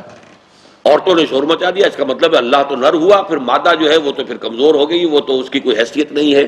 تو اب تورات اور انجیل کا ایک ایسا ورژن تیار کیا جا رہا ہے جو یونی سیکس ہو، جس میں کہیں جو ہے وہ کہیں یہ لفظ نہ آئے کہ وہ اللہ کے لیے لفظ جو ہے وہ یعنی میسکولن جینڈر استعمال ہو، مین کی وجہ نہیں آئے گا۔ اب دی ہیومن بینگ، مین کا مین تو ظاہر بات ہے میسکولن ہو گیا، مین کے مقابلے میں تو وومن بھی آ جائے گا، وہ عورت ہے، لہذا اب وہ جہاں بھی مین آئے گا وہاں وہ اب ہیومن بینگ کا لفظ استعمال کریں گے تاکہ وہ کور کر لے مین اینڈ وومن دونوں کو۔ لیکن یہ اب کھلا کر رہے ہیں، کچھ عرصے کے بعد یہی ان کے پاس جو ہے وہ انجیل کا نسخہ ہوگا۔ تو یہ تراجم جیسا کہ شیخ احمد دیدات نے اس معاملے میں جو اس زمانے میں بہت بڑی خدمت کی ہے وہ یہی ہے کہ انہوں نے بڑی ریسرچ کی ہے کہ انجیل کے تراجم کیسے کیسے تبدیل ہوتے رہے ہیں۔ ان کو ریسرچ کر کے جو ہے وہ برآمد کر لیا ہے کہ یہ ترجمہ جو ہے فلاں زمانے میں یہ کیا گیا، فلاں زمانے میں یہ کیا گیا، پھر یہ تبدیلی کی گئی. تو یہ ایک بہت بڑی خدمت ہے جو انہوں نے سرانجام دی. تو یہ بات شاہ صاحب کی درست ہے، لیکن یہ کہ یہ تو درست اس اعتبار سے کہ اگر اصل ٹیکسٹ موجود ہوتا. اب اصل ٹیکسٹ تورات کا آج ہے ہی نہیں، یہ آپ کو معلوم ہونا چاہیے. یہودی یہ تسلیم کرتے ہیں کہ ہمارے پاس تورات کا اصل نسخہ نہیں ہے، اس لیے کہ اصل نسخہ جو ہے وہ تو رکھا ہوا ہے اس آرک میں. وہ ایک صندوق ہے بہت بڑا مقدس، تابوت، جس کا کہ قرآن مجید میں سورہ بقرہ میں ذکر ہے، تابوت السکینہ. وہ جو ہے گم ہو چکا ہے، اس لیے کہ جب نبوکدنضر نے اس کو مسمار کیا تھا اس وقت جو ہے اسی یروشلم میں ہیکل سلیمانی کے تہخانوں کے اندر وہ موجود تھا، اور وہاں کچھ رہبائی ہر وقت رہتے تھے موجود اس کی پریزنس میں، اس کی عظمت کو کی تقدیس کرنے کے لیے. تو جب اس کو مسمار کیا گیا وہ وہاں سے نکلے نہیں، تو گویا کہ جب پورا ملبہ گرا ہے تو اس کے اندر ہی ان کی لاشیں بھی دب گئی ہیں اور وہ صندوق سکینہ بھی موجود ہے. اور یہ اب یہ کہہ رہے ہیں یہودی کہ انہوں نے ہم نے تحقیق کر لی ہے کہ ایک سرنگ کے اندر مسجد اقصیٰ کی بنیادوں کے نیچے وہ سرنگ اب بھی موجود ہے جہاں وہ آرک بھی ہے، تابوت سکینہ بھی ہے، اور ان کی لاشیں بھی موجود ہیں. اور وہ کئی مرتبہ اٹیمپٹ کر چکے ہیں سرنگ کھود کر وہاں تک پہنچنے کی. اور جب کہ وہ کبھی آگ لگائی تھی مسجد اقصیٰ کے ایک حصے کو آگ لگا دی گئی تھی. یہ ان کی اٹیمپٹس یہی ہے کہ کسی طریقے سے اس کو گرایا جائے، پھر ہم ایکسکیویٹ کریں گے. اور ایک فلم بھی دکھائی گئی تھی فلپائنز میں. یہ ہمارے جو ساتھی ہیں نعیم غفور شیخ جو PIA میں فلائٹ انجینئر ہیں، یہ وہاں جا کر وہ فلم دیکھ کر آئے ہیں کہ جس فلم میں انہوں نے ثابت کیا ہے کہ وہ آرک موجود ہے اور اس میں وہ تختیاں موجود ہیں پتھر کی جس کے اوپر کے تورات لکھی ہوئی ہے، اور عصائے موسیٰ بھی موجود ہے، اور بھی کچھ تبرکات ہیں. اس کا ذکر قرآن مجید میں بھی موجود ہے. تو ظاہر بات ہے اس کے بعد تو 100 برس کے بعد جب یہ کہ بیبیلونیا میں یہ چلے گئے تھے اور کیپٹیوٹی میں رہے ہیں، پھر جب وہاں سے چھوٹ کر آئے ہیں تو انہوں نے اپنی یادداشتوں سے دوبارہ مرتب کیا ہے. تو وہ تورات ہے جو ان کے پاس ہے، اصل تورات تو ان کے پاس ہے ہی نہیں. اصل انجیل بھی نہیں ہے، جیسا کہ میں نے عرض کیا کہ وہ یا تو ہبریو میں تھی یا آرامائک میں تھی یا سیریک زبان میں تھی. 3 کے سوا کسی چوتھی زبان میں ہونے کا سوال نہیں، اور کوئی قدیم نسخہ جو ہے اس زبان میں موجود نہیں ہے. جو ارلیسٹ ہے وہ بھی گریک ٹرانسلیشن ہے. تو شاہ صاحب کا کہنا یہ تھا کہ یہودیوں نے بھی جو تحریف کی تھی وہ ترجموں میں کی تھی. باقی یہ کہ قرآن مجید سے معلوم ہوتا ہے کہ انہوں نے الفاظ کو بھی آگے پیچھے کیا ہے. بہرحال اس میں شاہ صاحب کی رائے سے اختلاف کی گنجائش بھی ہے، لیکن یہ تو پھر ایک ریسرچ کا ایشو ہے. بعض مفسرین نے اہل کتاب سے قصے لے کر انہیں قرآنی تفاسیر اور علوم اسلامی کا جز بنا دیا ہے. اس کے خلاف شاہ صاحب نے جا بجا آواز بلند کی ہے. مثلا فوز الکبیر میں لکھا ہے، یہاں پر یہ جان لینا مناسب ہے کہ حضرات انبیاء سابقین کے قصے احادیث میں کم مذکور ہیں، اور ان کے وہ لمبے چوڑے تذکرے جن کے بیان کرنے کی تکلیف عام مفسرین بیان کرتے ہیں وہ سب الا ماشاءاللہ علماء اہل کتاب سے منقول ہیں. اسی کتاب میں آگے چل کر پھر لکھتے ہیں، اسرائیلی روایات کا نقل کرنا ایک ایسی بلا ہے جو ہمارے دین میں داخل ہو گئی ہے. حالانکہ صحیح اصول یہ ہے کہ ان کی نہ تصدیق کرو نہ تکذیب. مفسرین کے بعض قصے جنہیں عوام اسلام کا ضروری جز سمجھنے لگ گئے ہیں شاہ صاحب کو بہت ناپسند تھے. فرماتے تھے، اور محمد بن اسحاق واقدی کلبی نے قصہ آفرینی میں جس قدر افراد کی ہے، یعنی وہ ہر ایک آیت کے تحت میں ایک قصہ لائے ہیں، محدثین کے نزدیک ان کا اکثر حصہ صحیح نہیں ہے اور ان کے اسناد میں خامیاں ہیں.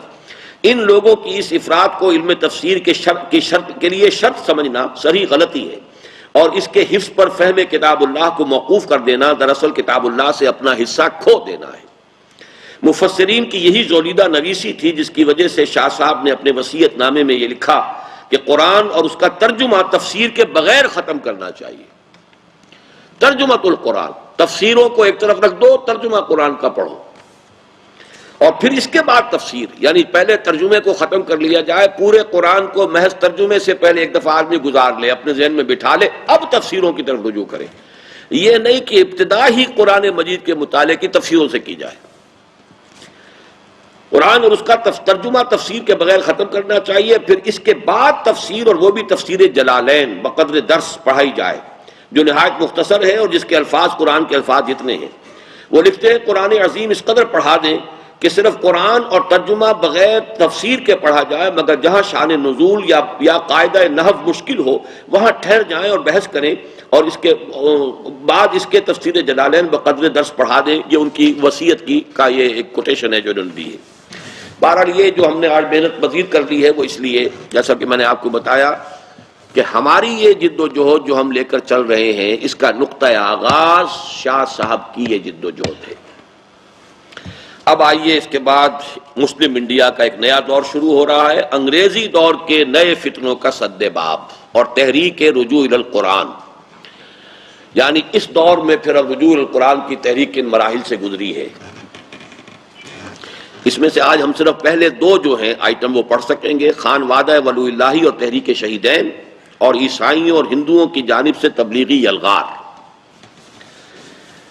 امام الہند حضرت شاہ ولی اللہ دہلوی کے بارے میں ہم اپنا یہ تاثر بھی بیان کر چکے ہیں کہ دور صحابہ کے بعد کی پوری اسلامی تاریخ میں ان کی سی جامعیت کبریٰ کی حامل کوئی دوسری شخصیت نظر نہیں آتی، اور اس میں ہرگز کسی شک و شبے کی گنجائش نہیں ہے کہ وہ واقعتاً دور جدید کے فاتح ہیں۔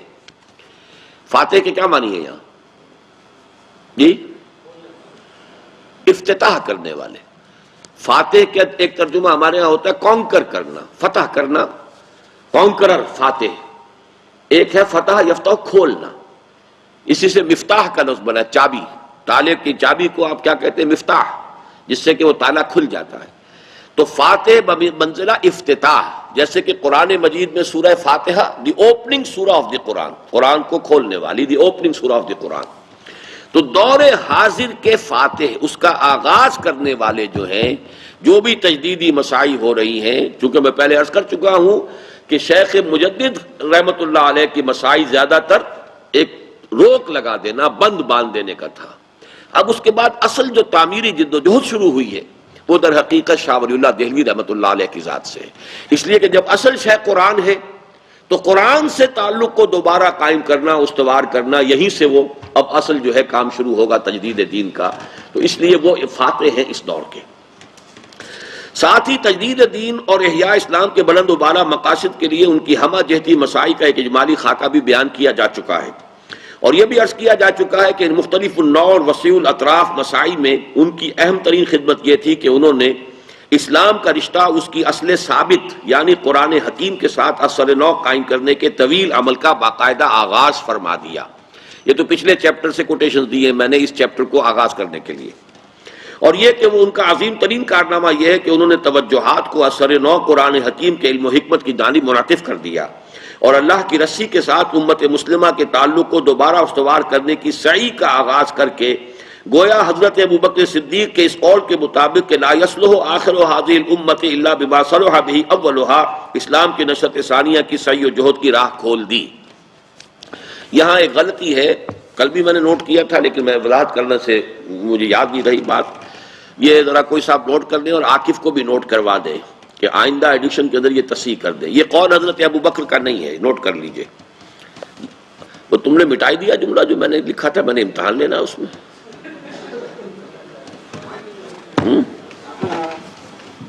وہ تو اب میں آج امتحان دیے بغیر نہیں چھوڑوں گا، میں کیا تھا وہ؟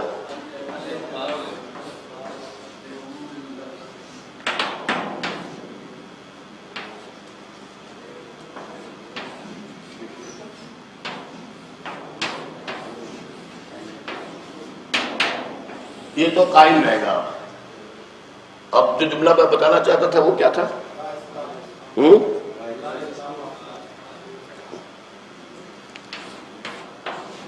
لا یصلح آخر هذه الامة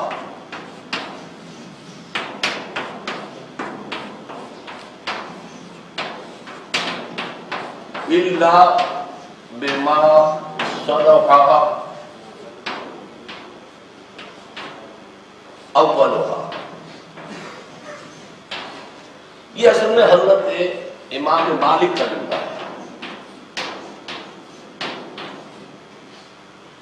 لیکن حضرت ابوبکر صدیق رضی اللہ تعالی عنہ کا بھی ایک جملہ ہے کہ جو اسی مفہوم کا ہے، ان ھذا الامر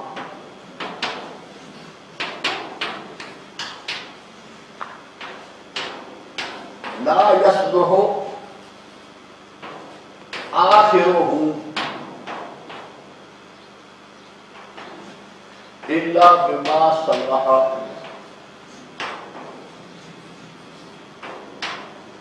اول۔ یہ ہے رضی اللہ تعالیٰ عنہ۔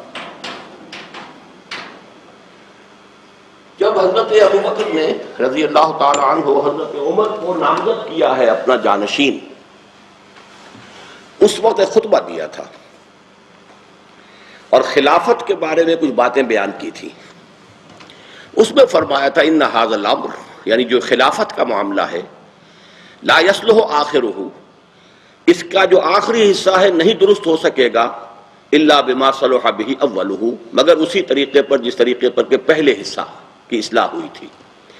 یہ اصل میں اس حدیث کے حوالے سے ہے کہ جو حضور نے 5 ادوار گنوائے ہیں کہ میرا دور ہے، پھر خلافت علی منہاج النبوت کا دور ہے، پھر ظالم ملوکیت کا دور ہے، پھر غلامی والی ملوکیت کا دور ہے، اس کے بعد پھر خلافت علی منہاج النبوت کا دور ہے۔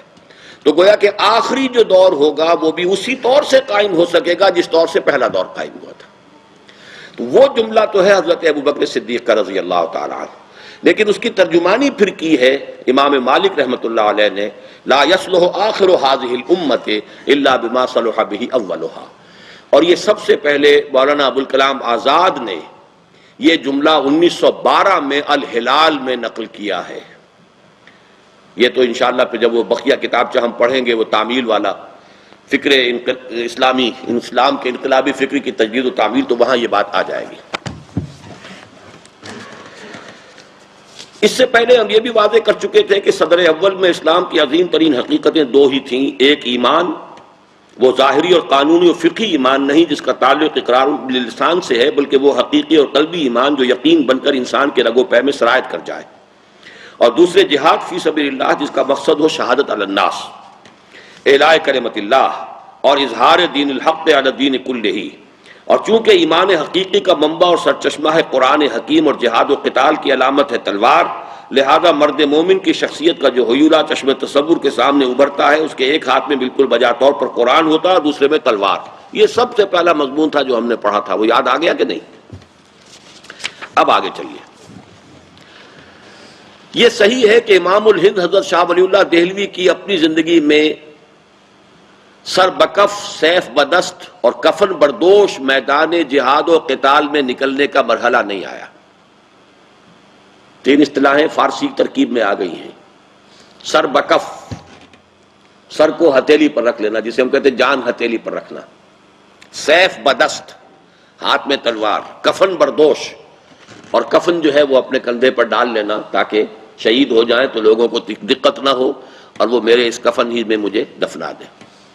میدان جہاد و قتال میں نکلنے کا مرحلہ نہیں آیا، لیکن یہ ایک ناقابل تردید حقیقت ہے کہ ان کی وفات کے نصف صدی کے اندر اندر جہاد و قتال فی سبیل اللہ کا جو غلغلہ سرزمین ہند میں بلند ہوا، وہ تمام تر ان ہی کی تجدیدی دعوت کی صدائے بازگشت تھی۔ میں نے آپ کو بتایا تھا کہ شاہ ولی اللہ کے سب سے بڑے بیٹے شاہ عبدالعزیز، ان کے شاگرد ہیں سید احمد بریلوی رحمۃ اللہ علیہ، جنہوں نے جہاد کیا ہے سکھوں کے خلاف، اور پیش نظر تھا انگریزوں سے بھی جہاد کرنا، لیکن پہلے یہ کہ شمال مغربی ہند میں اپنے قدم جما لیں تو پھر انگریزوں کے ساتھ جنگ شروع کریں۔ اور شاہ ولی اللہ کے سب سے چھوٹے بیٹے تھے شاہ عبد الغنی، ان کے بیٹے تھے شاہ اسماعیل شہید۔ شاہ اسماعیل شہید نے بیعت کی سید احمد بریلوی کے ہاتھ پر۔ تو گویا کہ در حقیقت یہ جو جہاد کا سلسلہ تھا، تحریک شہیدین جس کو ہم کہتے ہیں، یہ در حقیقت شاہ ولی اللہ ہی کے کام کا ایک ظہور تھا، بروز تھا، اسی کو جس کے لیے کہ تیاری کی تھی علمی میدان میں شاہ ولی اللہ دہلوی نے، جس کے لیے کہ علمی تجدید کا کارنامہ سر انجام دیا تھا شاہ ولی اللہ دہلوی نے، اس کی عملی شکل جو پیدا ہوئی وہ در حقیقت تقریباً نصف صدی کے اندر اندر 1763 میں شاہ صاحب کا انتقال ہو گیا۔ 1831 میں بالا کوٹ میں شہادت ہوئی ہے سید احمد بریلوی رحمۃ اللہ علیہ اور شاہ اسماعیل شہید رحمۃ اللہ علیہ۔ یہ شجرہ نسب جو ہے وہ ذہن میں رکھیے، یہ صرف ایک جملہ رہنے دو، باقی سب مٹا دو۔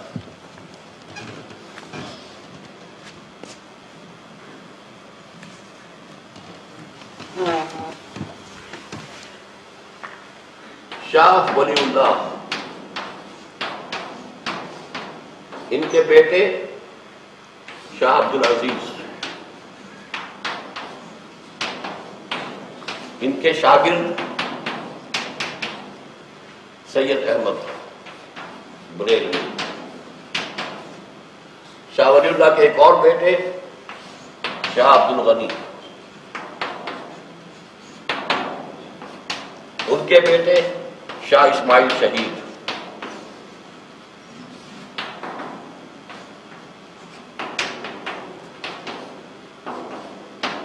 انہوں نے بیعت کی سید احمد بریلوی سے۔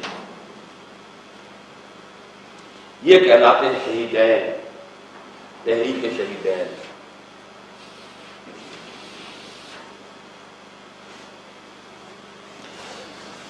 شاہ اسماعیل بہت بڑے عالم تھے، جبکہ سید احمد بریلوی عالم نہیں تھے۔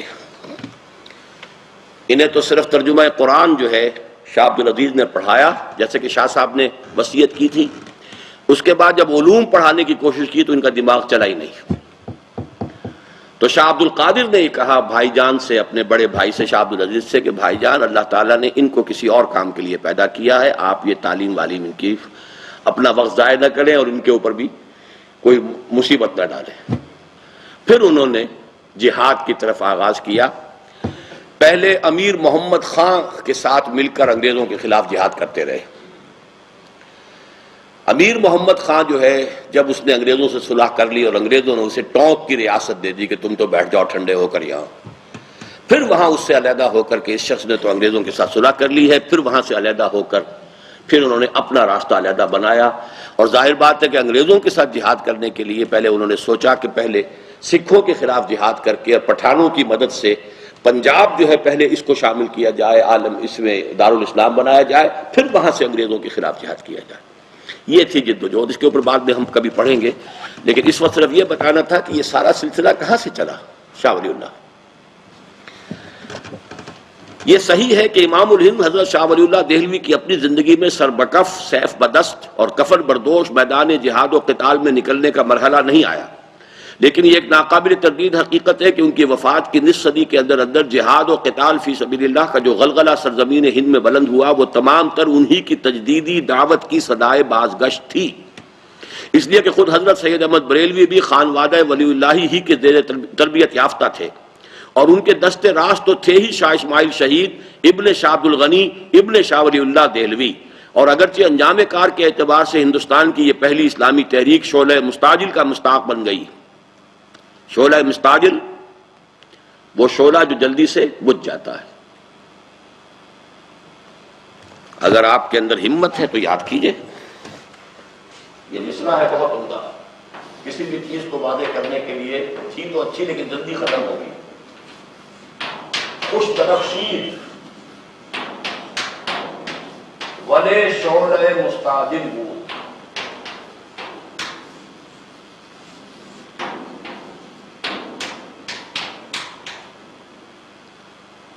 خوش درخشید، خوب درخشاں ہوا تھا، خوب چمکا تھا۔ خوش درخشید، درخشاں چمکنا، بہت عمدہ چمکا تھا، خوب درخشاں ہوا تھا، بھلے لیکن شعلہ مستعجل بود، وہ ایک ایسے شعلے کے مانند ثابت ہوا کہ جو جلد ہی بجھ گیا۔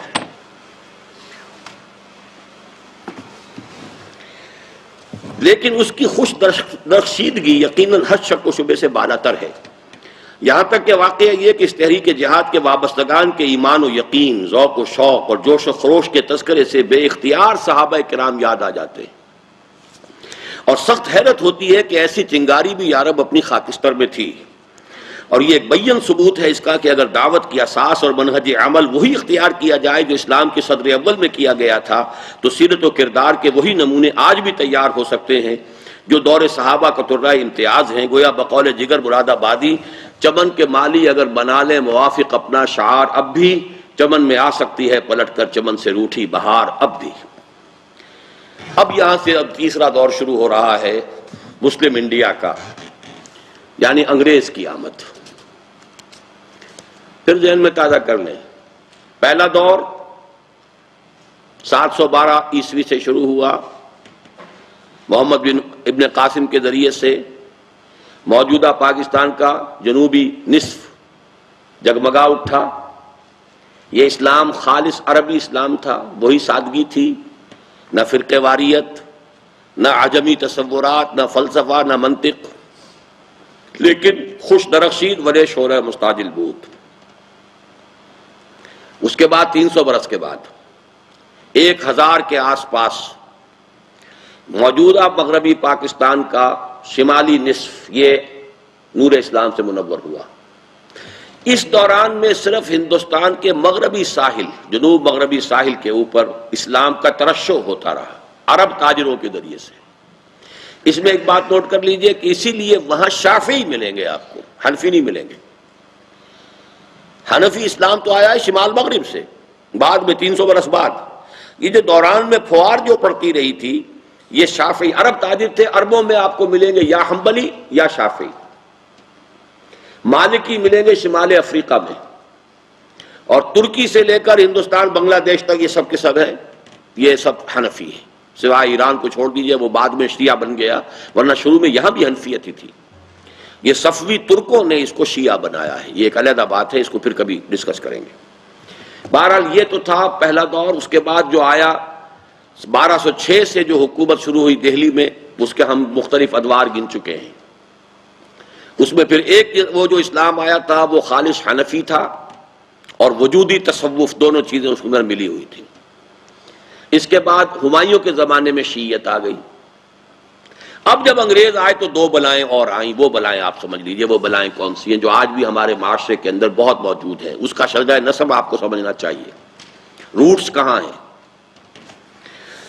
ہندوستان میں انگریز کے باقاعدہ عسکری تسلط کا آغاز تو 1757 میں جنگ پلاسی کے نتیجے میں گویا شاہ ولی اللہ دہلوی کی زندگی ہی میں ان کی وفات سے 6 سال قبل ہو گیا تھا۔ اب انڈیا کا نقشہ پھر وہ ذہن میں رکھیے کہ یہ ہندوستان میں جو انگریز آیا ہے وہ بالکل برعکس راستے سے آیا۔ مٹانا بھائی اس کو۔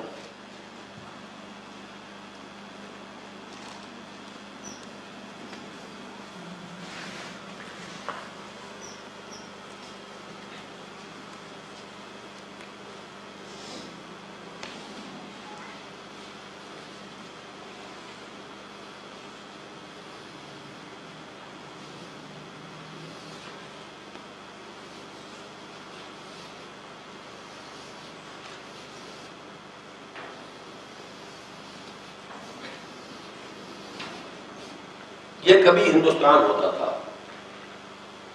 کشمیر، یہ پاکستان، یہ جنوبی پاکستان، یہ شمالی پاکستان۔ یہاں پر عرب تاجروں کے ذریعے سے اسلام آیا، وہ شافعی اسلام تھا۔ یہاں سے اسلام آیا، اور ہندوستان میں ہمیشہ سے ہم لاوت ادھر سے آئے ہیں۔ پہلی مرتبہ ہوا ہے کہ یہاں سے اب شروع ہوا انگریز، اور یوں پڑھا ہے، اور لاسٹ آف آل آیا ہے یہ پنجاب اور سرحد میں۔ یہ بالکل برعکس۔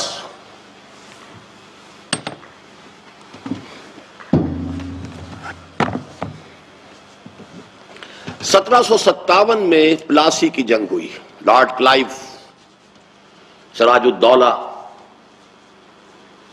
اور ایک جو غداری کی شیعہ نے میر جعفر، اس کے نتیجے میں انگریزوں کی حکومت قائم ہوئی۔ اب 1757 اور شاہ صاحب کا انتقال 1763، اس کو کوریلیٹ کرتے جائیے۔ اب گویا کہ 6 سال کے بچے تھے شاہ صاحب، شاہ ولی اللہ دہلوی، جبکہ انگریز نے قدم جما لیے تھے ہندوستان میں، بنگال میں۔ جی جی کس کی؟ ہاں 6 سال عمر میں بقایا تھا، ٹھیک۔ وفات سے 6 سال قبل ہو گیا تھا، تاہم اسے ایک باضابطہ کل ہند سلطنت بننے میں پوری 1 صدی لگی، 1857۔ یہاں تک کہ 1857 کے غدر یا بغاوت کی صورت میں آخری ہچکی لے کر ہندوستان میں مسلمانوں کی حکومت کا 650 سالہ دور ختم ہو گیا، اور تاریخ ہند کے برطانوی دور کا آغاز ہو گیا، ٹھیک۔ 18ویں صدی عیسوی کا نصف آخر اور 19ویں صدی کا نصف اول ہند میں سخت اضطراب و انتشار اور شکست و ریخت کا زمانہ ہے۔ جب ایک نظام ٹوٹ رہا ہے، مسلمانوں کی حکومت ختم ہو رہی ہے، دوسرا نظام آ رہا ہے، تو وہ تو پھر افراتفری اور شکست و ریخت اور کیوس اور اسی طرح کا دور تھا۔ جس میں مسلمان بالخصوص حد درجے مایوسی اور دل شکستگی کا شکار رہے۔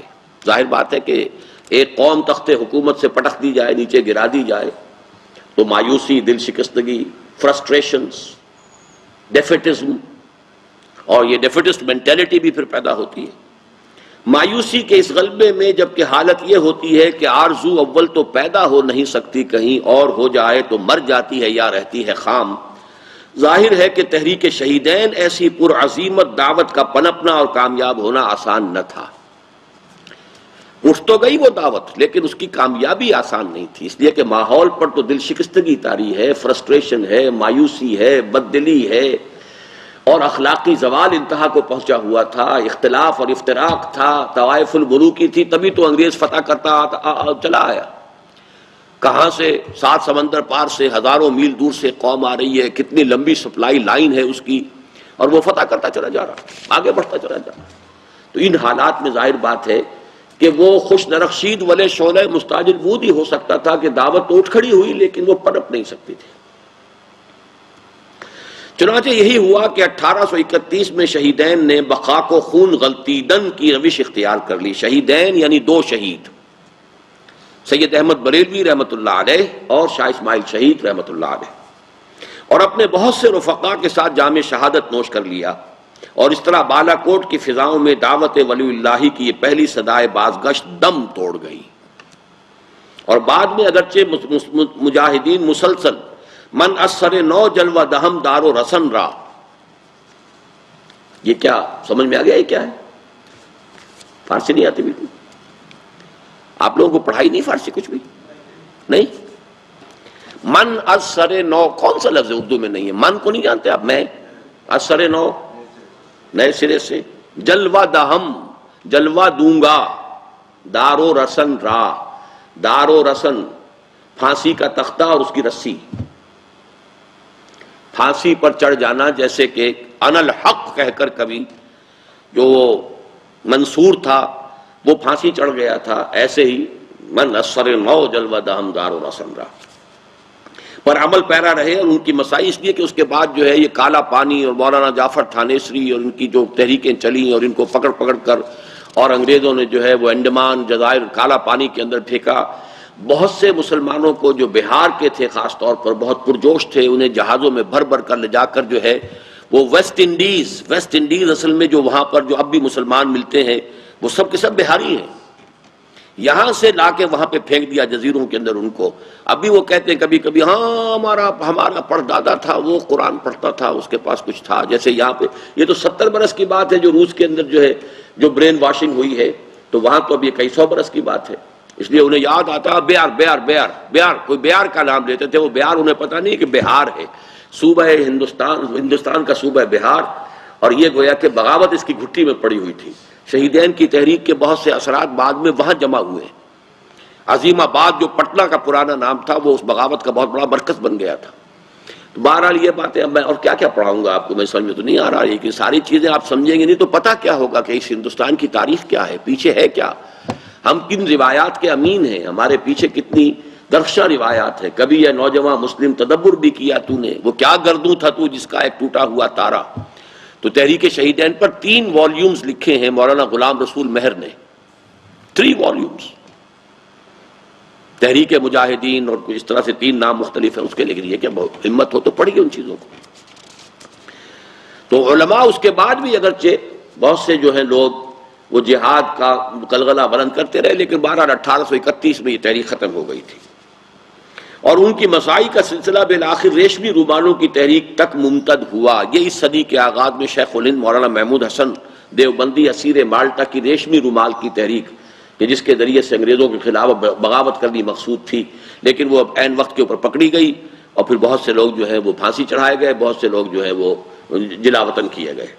اسی میں پھر شیخ الہند جو ہیں وہ بھی گرفتار کر کے اور وہ پھر مالٹا میں اسیر رکھے گئے۔ اسی کی وجہ سے مولانا عبید اللہ سندھی جو ہے افغانستان سے بھاگ کر روس پہنچ گئے تھے، لیکن ظاہر ہے کہ ان کا کوئی نتیجہ برآمد نہ ہو سکا، اور ہندوستان میں انگریز کا اقتدار اور قبضہ دن بدن مستحکم ہوتا چلا گیا۔ اب ہمیں غور کرنا ہے کہ اس ہندوستان کی سرزمین میں انگریزوں کے آنے کے بعد کے کیا حالات ہوئے، اور اس میں جیسا کہ ابھی آپ پڑھ لیں گے دو مختلف گوشے ہیں۔ انگریز کی آمد کے بعد پولیٹیکل ڈیولپمنٹس کیا ہوئی، یہ ایک علیحدہ داستان ہے، لیکن یہاں اس کتاب کے مضمون کے حوالے سے ہمیں جو علمی اور خاص طور پر قرآن کے معاملے میں جو کچھ ہوا، مذہبی میدان میں جو کچھ ہوا، اس کا جائزہ ہم لیں گے۔ چنانچہ اس کتاب کے فوراً بعد پہلے میں آپ کو اسلام اور پاکستان نامی اپنی کتاب کے کچھ حصے پڑھاؤں گا کہ جس میں پھر سیاسی طور پر انگریز کی آمد کے بعد یہاں کا جو نقشہ بدلا ہے اور جو نئے مسائل پیدا ہوئے ہیں اور ہندو مسلم کشمکش کا آغاز ہوا ہے، اس کا پورا بیک گراؤنڈ ہسٹوریکل آپ کے سامنے آ جائے کہ اس کے کیا کیا فیکٹرز تھے۔ That's a political back ground. یہ پولیٹیکل نہیں، یہاں پر ہم اس کا جائزہ لیں گے صرف علمی اعتبار سے اور دینی مذہبی اعتبار سے۔ برطانوی دور میں مسلمانان ہند زندگی اور موت کی جس کشمکش سے مسلسل دوچار رہے، اس کے متعدد پہلو تھے، خالص دینی و مذہبی بھی، علمی و فکری بھی، سماجی و مجلسی بھی، اور قومی و سیاسی بھی۔ اب یہاں تو میں نے 4 گنوا دیے 2 کی بجائے۔ دینی و مذہبی، علمی و فکری، سماجی و مجلسی، سوشل۔ اب سوشل میں یہ ہے کہ کھڑے ہو کر جو ہے کھانا کھایا جا رہا ہے۔ ابتدا میں ہندوستان میں جب انگریز آیا ہے اور میز کرسی پر بیٹھ کر کھانا کھانے کو کفر قرار دیا گیا، کرسٹان ہو گیا، میز پہ بیٹھ کے کھانا کھاتا۔ کسی نے چمچہ استعمال کر لیا تو یہ بھی کرسٹان ہو گیا۔ کانٹا استعمال کرنا، چھری استعمال کرنا تو بہت دور کی بات تھی، چمچے کا استعمال بھی، چونکہ ظاہر بات ہے ہماری تہذیب میں تو نہیں تھا، ہم تو ہاتھ سے کھایا کرتے تھے، جو طریقہ تھا چلا آ رہا تھا۔ تو تہذیبی اور سماجی اعتبار سے بڑے پرابلم پیدا ہوئے۔ ایک نئی تہذیب آ رہی تھی، ہماری اپنی ایک تہذیب تھی، ٹکراؤ ہوا۔ دینی اور مذہبی اعتبار سے عیسائیت کی تبلیغ شروع ہوئی اور ہندوؤں نے بھی سر اٹھایا، اس لیے کہ جب ہندوؤں کو تو اب سائی آف ریلیف مل گئی کہ انگریز نے انہیں تھوڑا سا سپورٹ کیا، اس لیے کہ انگریز کو خطرہ تھا مسلمانوں سے کہ ان سے ہم نے حکومت چھینی ہے تو بغاوت انہی کی طرف سے ہو سکتی ہے۔ ہندوؤں کے لیے تو یہ چینج آف ماسٹرز کا معاملہ تھا، پہلے وہ مسلمانوں کے غلام تھے، اب انگریزوں کے غلام ہو گئے، تو کیا فرق پڑا؟ کوئی فرق نہیں پڑا، غلام کے غلام رہے۔ مسلمان جو ہے تخت حکومت سے پٹخ کر جو ہے جو فرش پر دے مارے گئے تھے، تو جذبہ جو ریئیکشن کا ہو سکتا تھا، بغاوت کے جذبات تو انہی میں ہو سکتے تھے، لہذا انگریز نے پوری حکمت عملی سے ہندو کو سپورٹ کیا، مسلمان کو دبایا۔ اس سے جو ہے بہت سے مسائل پیدا ہوئے، ہندو مذہب نے بھی سر اٹھایا، کیا ہم بھی کچھ ہیں؟ اس حوالے سے دینی و مذہبی مسائل بھی پیدا ہوئے، علمی و فکری مسائل بھی پیدا ہوئے، جس پر کہ ہم نے نشرت ثانیہ میں گفتگو کی ہے۔ سماجی اور مجلسی مسائل بھی پیدا ہوئے، قومی اور سیاسی مسائل بھی پیدا ہوئے۔ ان میں سے اس وقت ہماری گفتگو خالص دینی و مذہبی کشمکش تک محدود ہے۔ قومی اور سیاسی کشمکش کے بارے میں ہم نے 1967 میں انہی صفحات میں تفصیل کے ساتھ اظہار رائے کیا تھا، یعنی میثاق میں میں نے یہ مضامین لکھے تھے۔ یہ مضامین اسلام اور پاکستان کے زیر عنوان کتابی صورت میں شائع کیے جا چکے ہیں، لہذا آج کے اس چیپٹر کے بعد ہم یہاں سے گویا کہ یوں سمجھیے کہ مسلم انڈیا کی تاریخ کو اب 2 حصوں میں تقسیم کر لیجئے۔ اب تک ہم ایک ہی شکل میں لے کر آ رہے تھے، مذہبی، سیاسی، سماجی سب چیزیں ایک تھی۔ اب یہ ہے کہ ہمارا مطالعہ جو ہے مذہبی اور اعتقادی اعتبار سے یہ تو آج اس چیپٹر کی شکل میں آگے بڑھے گا، اور سیاسی اور قومی اعتبار سے یہ مختلف چیپٹر کی شکل میں ہمارے زیر مطالعہ وہ بات آئے گی۔ مزید برآں یہ چومکھی جنگ مسلمانوں کو بے وقت 2 دشمنوں سے لڑنی پڑی، یعنی انگریزوں سے بھی اور ہندوؤں سے بھی، اور جیسا کہ بالعموم ہوتا ہے اس میں اولاً مسلمانوں کو مدافعت ہی پر اکتفا کرتے بنی، اور ایک طویل عرصے کے بعد ہی یہ صورت پیدا ہو سکی کہ قدم جما کر کسی مثبت اساس پر تعمیر جدید کی کوشش شروع کر سکیں۔ بات سمجھ میں آ گئی کہ اب ہمارے اوپر 2 یلغاریں ہوئیں، ایک عیسائی مشنریز کی، عیسائی بنانے کے لیے، ایک ہندو نے بھی سر اٹھایا۔ ان دونوں کا جارحانہ انداز تھا اور مسلمانوں کا مدافعانہ انداز تھا۔ تھکے ہوئے تو تھے ہی، پیٹا ہوا مورا، شکست خوردہ ذہنیت، تو جو بھی کچھ کر سکتے تھے وہ تھوڑا بہت جو ہے وہ ڈیفنس کا۔ اس کے بہت عرصے کے بعد پھر اس کے اندر جو ہے استقامت پیدا ہوئی اور پھر جوابی حملہ بھی ہوا۔ خالص مذہبی میدان میں مسلمانوں کو سب سے پہلے عیسائی مشنریوں کی یلغار سے سابقہ پیش آیا۔ 1826 میں Heber, Lord Bishop of Calcutta نے براہ دہلی، بمبئی تک پورے ہندوستان کا دورہ کرنے کے بعد اعلان کیا کہ ہم نے اچھی طرح دیکھ لیا ہے کہ مسلمانان ہند میں نہ کوئی مذہبی جذبہ باقی رہا ہے، نہ سیاسی قوت، لہذا عیسائیوں کو کھل کر اپنے مذہب کی تبلیغ کرنی چاہیے۔ یہ ہے Heber, Lord Bishop of Calcutta, 1826۔ اس نے سفر کیا کلکتے سے دلی، دلی سے بامبے، گویا کہ تقریباً پورا ہندوستان دیکھ لیا۔ اس کے بعد اس نے ڈکلیئر کیا کہ ہم نے خوب جائزہ لے لیا، مسلمانوں میں جان نہیں ہے، لہذا اب عیسائی مشنریز کو کھل کر پوری قوت کے ساتھ اپنی تبلیغ کرنی چاہیے، لہذا عیسائیوں کو کھل کر اپنے مذہب کی تبلیغ کرنی چاہیے۔ چنانچہ عیسائی پادری چاروں طرف سے ٹوٹ پڑے اور نوبت بہیجا رسید کہ جامع مسجد دہلی کی سیڑھیوں پر بھی عیسائیت کی تبلیغ ہونے لگی۔ تب وہی سنت الہی ظاہر ہوئی کہ خون اسرائیل آ جاتا ہے آخر جوش میں، توڑ دیتا ہے کوئی موسیٰ طلسم سامری۔ اور یہ سعادت اسی خطے کے حصے میں آئی جس میں علم و حکمت ولی اللہ کے چشمے بہہ رہے تھے کہ ضلع مظفر نگر کے قصبہ کیرانہ سے مولانا رحمت اللہ نامی شخصیت ابری، جس نے پادری فینڈر کی کتاب میزان الحق کا دندان شکن اور مسکت جواب اظہار الحق کے نام سے تحریر کیا۔ نتیجتاً پادری صاحب موصوف کو ہندوستان سے دم دبا کر بھاگتے ہی بنی۔ یہ پادری فینڈر جرمن تھا، یہ آیا ہے اور اس نے سفر کیا ہے کلکتے سے لے کر دلی تک، اور ہر بڑے شہر میں مسلمانوں سے مناظرہ کیا، علماء سے، اور ہر جگہ شکست دی، تاکہ دہلی کی جامع مسجد کی سیڑھیوں پر کھڑے ہو کر اس نے اعلان کیا، میں پورے ہندوستان کے تمام مسلمان علماء کو اوپن چیلنج تھرو کر رہا ہوں، آئیں اور مجھ سے مناظرہ کر لیں۔ عیسائیت اصل مذہب ہے، اسلام جھوٹا مذہب ہے، محمد جھوٹے ہیں، نبی نہیں تھے صلی اللہ علیہ وسلم، معاذ اللہ۔ یہ نوبت پہنچ گئی تھی اور دلی تک تو کوئی شکست نہیں دے سکا اسے۔ اب اگر اسی نقشے میں میں آپ کو کچھ بتا دوں، دیکھیے یہ ایک عجیب جگہ ہے، جھیل مان سرور، یہیں سے دریائے سندھ نکلتا ہے اور یوں ہو کر یہاں آتا ہے، یہیں سے دریائے ستلج نکلتا ہے جو آ کے یہاں ملتا ہے، یہیں سے دریائے گنگا اور یہیں سے دریائے جمنا ہے، یہ دونوں مل کر پھر یہاں آ کے گرتے ہیں، یہیں سے برہم پتر ہے۔ All the big rivers of India taking origin from this جھیل مان سروور۔ کتنا ویریڈ ہے، یہ سندھ نکلا، پورے کشمیر کا چکر لگا کر آیا اور پھر یہاں آ کر ہو رہا ہے سندھ نکلا، یہ ستلج آ رہا ہے، ستلج، بیاس، راوی، چناب، جہلم، یہ آپ کا پاکستان شریف ہے، یہ ہے دریائے گنگا اور یہ ہے دریائے جمنا۔ اس کے درمیان جو علاقہ ہے اس کو دوآبا کہتے ہیں، دوآبا یہ یو پی کا دوآبا ہے، یہاں سمجھ لیجیے دلی تھی، یہ دلی ہے۔ یہ دوآبا جو ہے جس کے اضلاع میں سہارنپور، مظفر نگر، یہ علاقہ جو ہے میرٹھ، یہ بہت ہی مردم خیز خطہ رہا ہے۔ شاہ ولی اللہ بھی ضلع مظفر نگر کے رہنے والے تھے، پھلت کے رہنے والے، دہلی میں جا کر بعد میں آباد ہوئے۔ رحمت اللہ کیرانوی، کیرانہ ایک قصبہ بھی ضلع مظفر نگر کا ہے، اسی کے یہ شہر مولانا تھے، مولانا رحمت اللہ کیرانوی، اور انہوں نے پھر پادری فینڈر کو شکست دی۔ اور نوٹ کر لیجئے کہ اسی ضلع مظفر نگر کی میری بھی مٹی جو ہے وہیں کی ہے، اس لیے کہ میرے پردادا حافظ نور اللہ ضلع مظفر نگر کے ایک گاؤں حسین پور کے رئیس تھے۔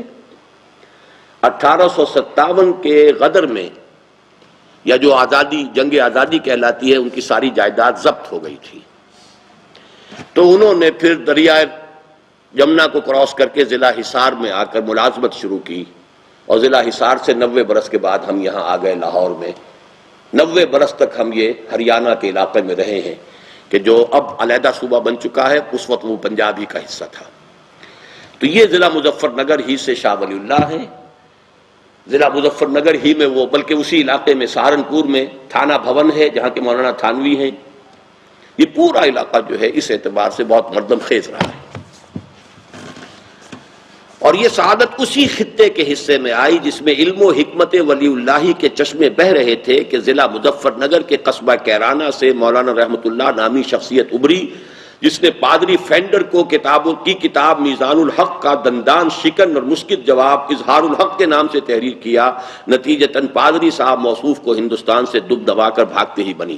کتاب تو بعد میں لکھی ہے انہوں نے، پہلے مناظرے میں شکست دی، پھر اس کی کتاب تھی میزان الحق، اس کا انہوں نے جواب دیا جس کا عنوان ہے اظہار الحق، اور اظہار الحق کا ترجمہ اردو میں پھر کیا ہے جو آج کل کافی معروف نام ہے مفتی تقی عثمانی صاحب، مولانا مفتی محمد شفیع صاحب کے صاحبزادے، انہوں نے اس کا ترجمہ اردو میں کیا، کچھ حواشی بھی دیے ہیں۔ اور یہ گویا کہ یوں سمجھیے کہ یہ کام جو آج احمد دیدات کر رہے ہیں وہ کام ہے کہ جو پچھلی صدی میں مولانا رحمۃ اللہ کیرانوی نے کیا، اور بڑے بڑے یعنی بہت ہی پرجلال انداز میں کیا۔ جس کے بعد یہ کہ پادری فینڈر یہاں سے بھاگ گیا، یہاں سے بھاگ کر اس نے جا کے ترکی میں قدم جمایا، ترکی میں عیسائیت کی تبلیغ میں لگ گیا۔ مولانا رحمۃ اللہ کیرانوی حج کو گئے تھے، اس وقت تک یہ جو حرمین شریفین ہیں یہ ترکوں ہی کی حکومت تھی، تو وہاں انہیں معلوم ہوا ترکی کے دارالخلافہ کے لوگوں کو، حکومت والوں کو، کہ ایک مولوی ہندوستانی ہے جس نے شکست دی تھی اس کو فینڈر کو، اور وہ حج پر آیا ہوا ہے، تو ان کو ریکویسٹ بھیجی گئی کہ خدا کے لیے آئیے اور ہماری جان چھڑائیے اس بلا سے۔ تو یعنی مولانا رحمۃ اللہ کیرانوی جب جانے لگے ترکی، اسے خبر مل گئی کہ رحمۃ اللہ آ رہا ہے، وہ وہاں سے بھی بھاگ گیا۔ اس درجے روب تھا رحمۃ اللہ کیرانوی رحمۃ اللہ علیہ کا۔ اور رحمۃ اللہ کیرانوی رحمۃ اللہ علیہ نے پھر مکے میں مدرسہ قائم کیا جس کا نام مدرسہ سولتیہ ہے، اور سولتیہ اصل میں نام پر ہے سولت جہاں بیگم کے، پیسہ خرچ کیا تھا اس کے لیے، چندہ دیا تھا سولت جہاں بیگم، ایک رئیسہ تھیں بنگال کی، لیکن اصل میں اس کے قائم کرنے والے جو ہے وہ مولانا رحمۃ اللہ کیرانوی ہیں، اور اسی مدرسہ سولتیہ کے اندر ان کی قبر ہے، وہیں وہ دفن ہے۔ بہرحال یہ کتاب جو ہے اب میزان الحق کا جو جواب دیا تھا، اظہار الحق کے نامی کتاب، اس کا ترجمہ اب اردو میں ملتا ہے، بائبل سے قرآن تک، اور یہ ترجمہ کیا ہے اور کچھ حواشی مفید اس میں اضافہ کیے ہیں مفتی تقی عثمانی صاحب نے۔ اور پھر جب اس نے اپنی سرگرمیوں کا مرکز ترکی کو بنایا اور وہاں کے علماء کا ناک میں دم کر دیا، اور وہاں سے طلبی پر مولانا رحمۃ اللہ کیرانوی ترکی پہنچے، تو وہاں سے بھی 9-2-11 ہو گیا۔ مباحثے اور مناظرے میں اس شکست فاش کا نتیجہ یہ نکلا کہ بعد میں ہندوستان میں عیسائیت کی تبلیغ کھلے میدان میں خم ٹھوک کر کبھی نہ کی جا سکی، اور اس کی واحد ممکن صورت صرف یہ رہ گئی کہ پسماندہ طبقات کی تالیف قلب کے ذریعے کچھ لوگوں کے ناموں کے آگے چپکے سے مسیح کا لاحقہ چسپاں کروا دے، اور بس۔ اہل علم طبقے کو چیلنج نہیں کرتے، وہ کبھی مسلمانوں کے اونچے طبقات کو تبلیغ نہیں کرتے، وہ تو صرف یہ ہے کہ انہوں نے جو مشنری کالجز کھولے تو اس کے بارے میں ان کا کہنا یہ ہے کہ جو مسلمان ہمارے کالجوں میں آ کر پڑھے ہیں، ہم انہیں عیسائی تو نہیں بنا سکے لیکن مسلمان بھی نہیں چھوڑا ہم نے انہیں، یہ بات تو صحیح ہے، لیکن باقاعدہ کنورشن نہیں ہو سکی۔ کنورشن تو یہی ہے، چوڑے ہیں، چمار ہیں، مسلی ہیں، بیچارے بہت ہی پسماندہ ہیں، دبے ہوئے ہیں، پسے ہوئے ہیں، اب انہیں دودھ کے کوئی ڈبے دے دیے، کوئی بسکٹ پہنچا دیے، کچھ گھی کے ڈبے دے دیے، کوئی مدرسہ کہیں کھول دیا، ان کے بچے پڑھ گئے، وہی جو ہیں کہ جو شاید جھاڑو ان کے ہاتھ میں ہوتی اور گھروں کے اندر وہ جو ہے وہ صاف کر رہی ہوتی، وہ اب بن گئی نرسیں بن گئیں، تو اب وہ ظاہر بات ہے کہ ان کو تو ایک جو اپلفٹ ملی ہے۔ تو یہ در حقیقت عیسائیت کی تبلیغ پھر اب اس انداز سے ہوئی۔ وہ جو انداز تھا کہ علماء سے خم ٹھوک کر مقابلہ کریں، مناظرہ کریں، وہ تو اس کے بعد اس رحمۃ اللہ کیرانوی رحمۃ اللہ علیہ کے طفیل سمجھیے کہ اس کے بعد پورے ہندوستان میں کبھی بھی، حالانکہ حکومت ان کی تھی، پھر انہیں اس قسم کی ضرورت نہیں ہوئی۔ اب دوسری طرف عیسائی پادریوں کے دیکھا دیکھی ہندوؤں کی باسی کڑی میں بھی ابال آ گیا، اور مسلمانوں پر ان کا تبلیغی حملہ 2 صورتوں میں ہوا۔ یہ اگرچہ وقت تو ختم ہونے کے قریب ہے لیکن یہ چند صفحے آج ہم پڑھ کر ہی اٹھیں گے چاہے دیر لگ جائے۔ اس کو اچھی طرح سمجھیے، یہ بہت گہری تشخیص ہے موجودہ حالات کی۔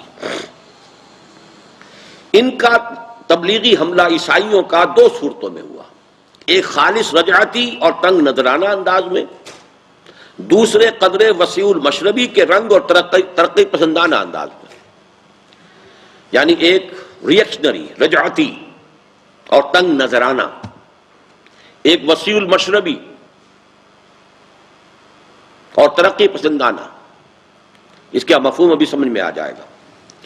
ان میں سے پہلے کا حشر تو اگرچہ عیسائی مشنریوں کے انجام جیسا ہی ہوا، لیکن جس طرح کوئی بخار جاتے جاتے مریض کے لیے کوئی اذیت بخش چیز چھوڑ جاتا ہے، جسے عام گھریلو زبان میں بخار کا موتنا کہتے ہیں، اسی طرح یہ فتنہ بھی جاتا جاتا جسد ملت میں ایک سرطان کی جڑیں جما گیا۔ رہا دوسرے انداز کا حملہ تو اس نے میٹھی چھری والا کام کیا اور مسلمانوں نے ہند کے اچھے بھلے حصے کو متاثر کیا، یہاں تک کہ بعض انتہائی اہم شخصیتیں بھی اس کی زلف گراگیر کی اسیر ہو گئیں۔ ان جملوں کی وضاحت اگر پڑھیں گے تو سمجھ میں آ جائے گی۔ اول ذکر حملہ یعنی فارمر جو ہے، جس میں کہ تنگ نظری بھی تھی اور جارحانہ انداز تھا اور ریئیکشنری انداز تھا، آریہ سماجیوں کی جانب سے تھا۔ آریہ سماج قائم ہوا 1865۔ سوامی دیانند سرسوتی، جس کو عام طور پر لوگ سرسوتی پڑھ لیتے ہیں، یہ اس کے بانی ہے، دیانند سرسوتی۔ اس شخص نے ستیارت پرکاش لکھی،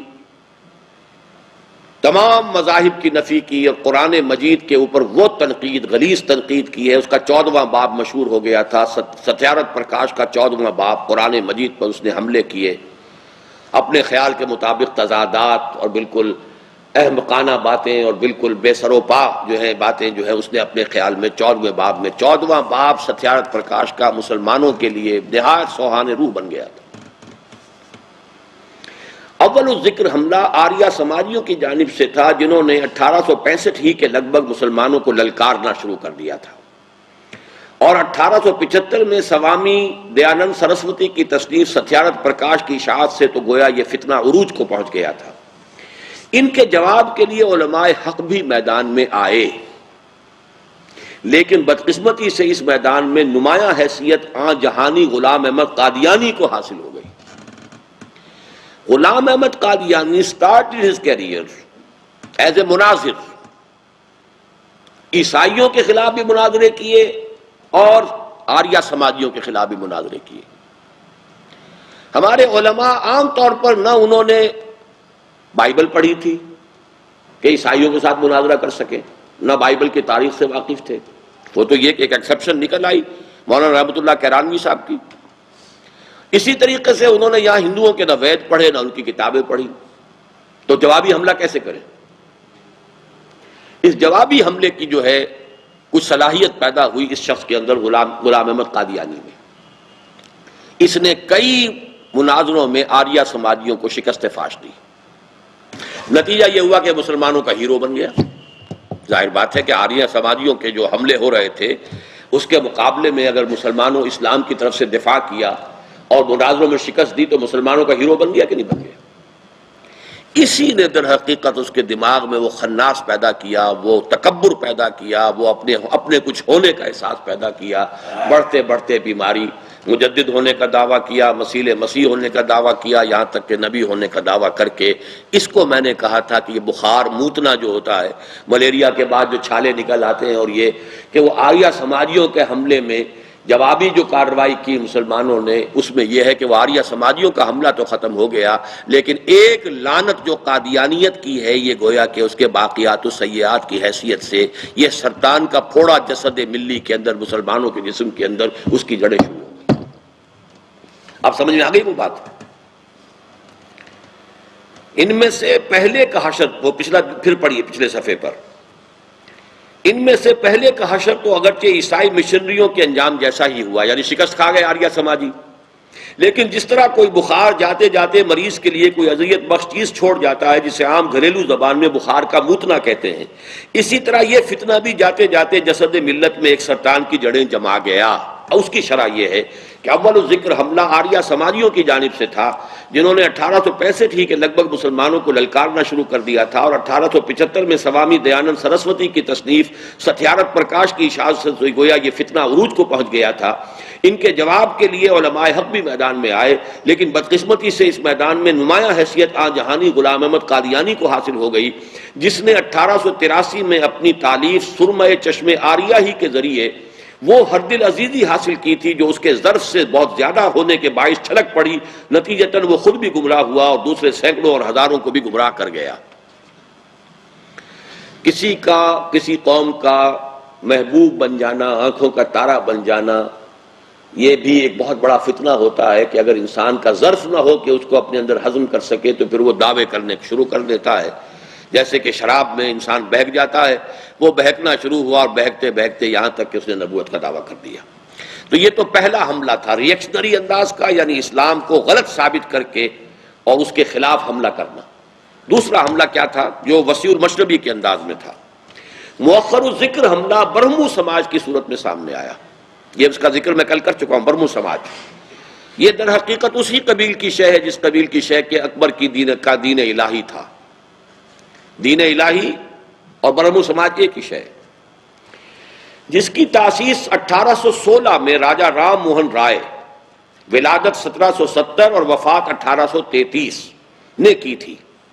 عجیب بات یہ ہے کہ یہ انتہائی ذہین و فطین اور عالم و فاضل شخص بھی پہلے اسلام اور مسلمانوں کی جانب سے مدافعت کرتے ہوئے سامنے آیا۔ یہ شخص دنیا کی تمام چوٹی کی زبانوں کا ماہر تھا،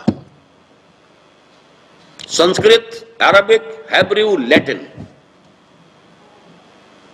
چاروں امہات جو ہیں سب کا ماہر، اس کے علاوہ فارسی اور یہ اردو اور یہ سب چیزوں کا ماہر۔ راجہ رام موہن رائے بہت عظیم شخصیت۔ اس نے سب سے پہلے مسلمانوں کو عیسائی پادریوں سے بچانے کے لیے کتاب لکھی، تحفۃ الموحدین، فارسی زبان میں لکھی کہ مسلمانوں تمہیں کیا ہو گیا، تثلیث کے آگے شکست کھا رہے ہو، تم موحد ہو اور تثلیث سے شکست کھا رہے ہو۔ اس نے گویا کہ توحید کی طرف سے تثلیث کی نفی کی ہے، تو ظاہر بات ہے مسلمانوں کی آنکھوں کا تارا بن جانا چاہیے تھا اسے، ہندو ہوتے ہوئے۔ عجیب بات یہ ہے کہ جیسے دیکھیے غلام محمد قادیانی ابھرا، آریوں کو شکست دی، مسلمانوں کی آنکھوں کا تارا بن گیا اور وہ کہیں سے کہیں پہنچ گیا، نبی بھی بن گیا۔ یہ اٹھا، اس نے بھی مسلمانوں کی طرف سے مدافعت کی عیسائیوں کے خلاف۔ عجیب بات یہ ہے کہ انتہائی ذہین و فطین اور عالم و فاضل شخص بھی پہلے اسلام اور مسلمانوں کی جانب سے مدافعت کرتے ہوئے سامنے آیا، چنانچہ اس نے مسلمانوں کو عیسائی مشنریوں کے حملے سے بچانے کے لیے تحفۃ الموحدین تصنیف کی اور اس طرح مسلمانوں میں ہرد العزیزی حاصل کر لی۔ بعد میں یہ شخص اپنشدوں کا پرچارک، ہندوستان کی عظمت و سطوت پارینہ کا نقیب اور ہندی نیشنلزم کا لمبردار بن کر سامنے آیا۔ اب یہ وہی جو دین الہی اور دین اکبری والا معاملہ۔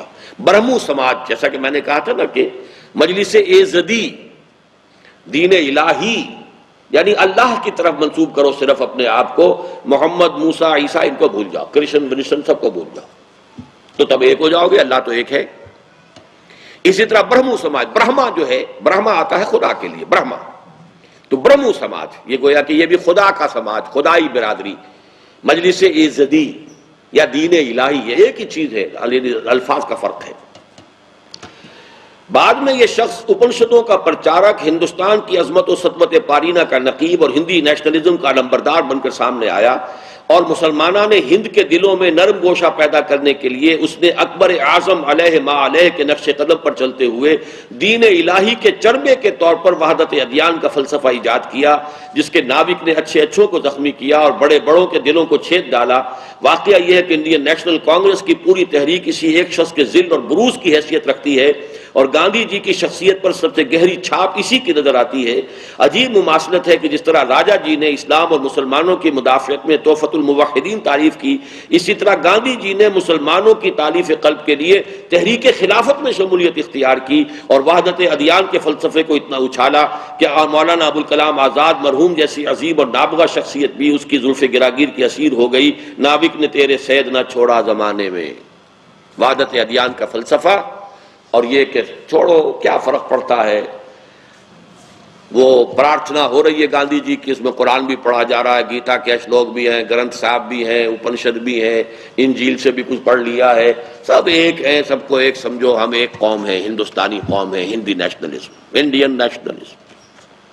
تو ذہن میں رکھیے اکبر، اور اکبر کے ساتھ ابو الفضل اور فیضی، یہاں گاندھی اور گاندھی کے پیچھے راجہ رام موہن رائے کی شخصیت، اور مسلمانوں میں سے پھر ابوالکلام آزاد، ایک جینیس۔ یہ شخصیتوں کا پس منظر کیا ہے، نظریات کے ابھرنے کی اصل سبب کیا ہے، کیوں کسی کو ہرد العزیز حاصل ہوئی، کیسے ابھرا؟ مسلمانوں نے ہند کی مثبت احیائی مساعی کا آغاز دراصل 20ویں صدی کی ابتدا سے ہوا۔ یہ مساعی قومی اور ملی سطح پر اور خالص سیاسی میدان میں بھی ہوئیں اور علمی و فکری سطح پر بھی۔ ہم مختلف مواقع پر اس احیائی عمل کے مختلف پہلوؤں پر اظہار رائے کر چکے ہیں، چنانچہ نشرت ثانیہ میں بھی آ چکی ہے بات۔ آج ہمیں اس ہمہ جہتی عمل کے اس پہلو پر روشنی ڈالنی ہے جو ہمارے نزدیک خالص تجدید و احیاء دین اور ٹھیٹ اسلام کی نشرت ثانیہ کے اعتبار سے اہم ترین ہے، اور وہ یہ کہ بحمد اللہ نگاہوں کا ارتکاز رفتہ رفتہ قرآن مجید پر ہوتا جا رہا ہے، اور امت مسلمہ جو کلام اللہ سے بالکل بیگانہ ہو گئی تھی دوبارہ اس کی طرف متوجہ ہو رہی ہے۔ اس عمل کا آغاز جیسا کہ عرض کیا جا چکا ہے 18ویں صدی میں شاہ ولی اللہ دہلوی نے قرآن مجید کے فارسی ترجمے اور الفاظ الکبیر فی اصول التفسیر کی تالیف سے کیا۔ 19ویں صدی کے آغاز میں ان کے دو صاحبزادوں شاہ رفیع الدین اور شاہ عبد القادر کے علی ترتیب لفظی با محاورہ ترجمے اردو ترجمے شائع ہوئے۔ شاہ رفیع الدین صاحب کا 1805 میں اور شاہ عبد القادر صاحب کا 1810 میں۔ 19ویں صدی کا اکثر حصہ اگرچہ سیاسی کی شکست و ریخت اور عیسائیوں اور آریہ سماجیوں کے ساتھ مباحثوں اور مناظروں میں بیت گیا، تاہم اس کے اواخر ہی میں رجوع الی القرآن کا وہ عمل پھر شروع ہو گیا جو 20ویں صدی کے اوائل میں پوری شدت کو پہنچا۔ یعنی پچھلی صدی کا وسط جو تھا اس میں دو تحریکیں عسکری نمایاں ہوئی ہیں، ایک 1831 کی تحریک شہیدین اور ایک 1857 کی غدر، بغاوت، انگریز کے خلاف بغاوت۔ لیکن اس کے علاوہ جو ہے وہ جو علمی اور فکری کام جو شروع ہوا تھا شاہ ولی اللہ نے شروع کیا، ان کے بیٹوں نے آگے بڑھایا، درمیان میں 50 برس کا آپ کو گیپ نظر آئے گا۔ اس میں یہ تحریک مجاہدین، تحریک شہیدین، اور اس کے بعد یہ کہ یہ آزادی ہند کے لیے بغاوت۔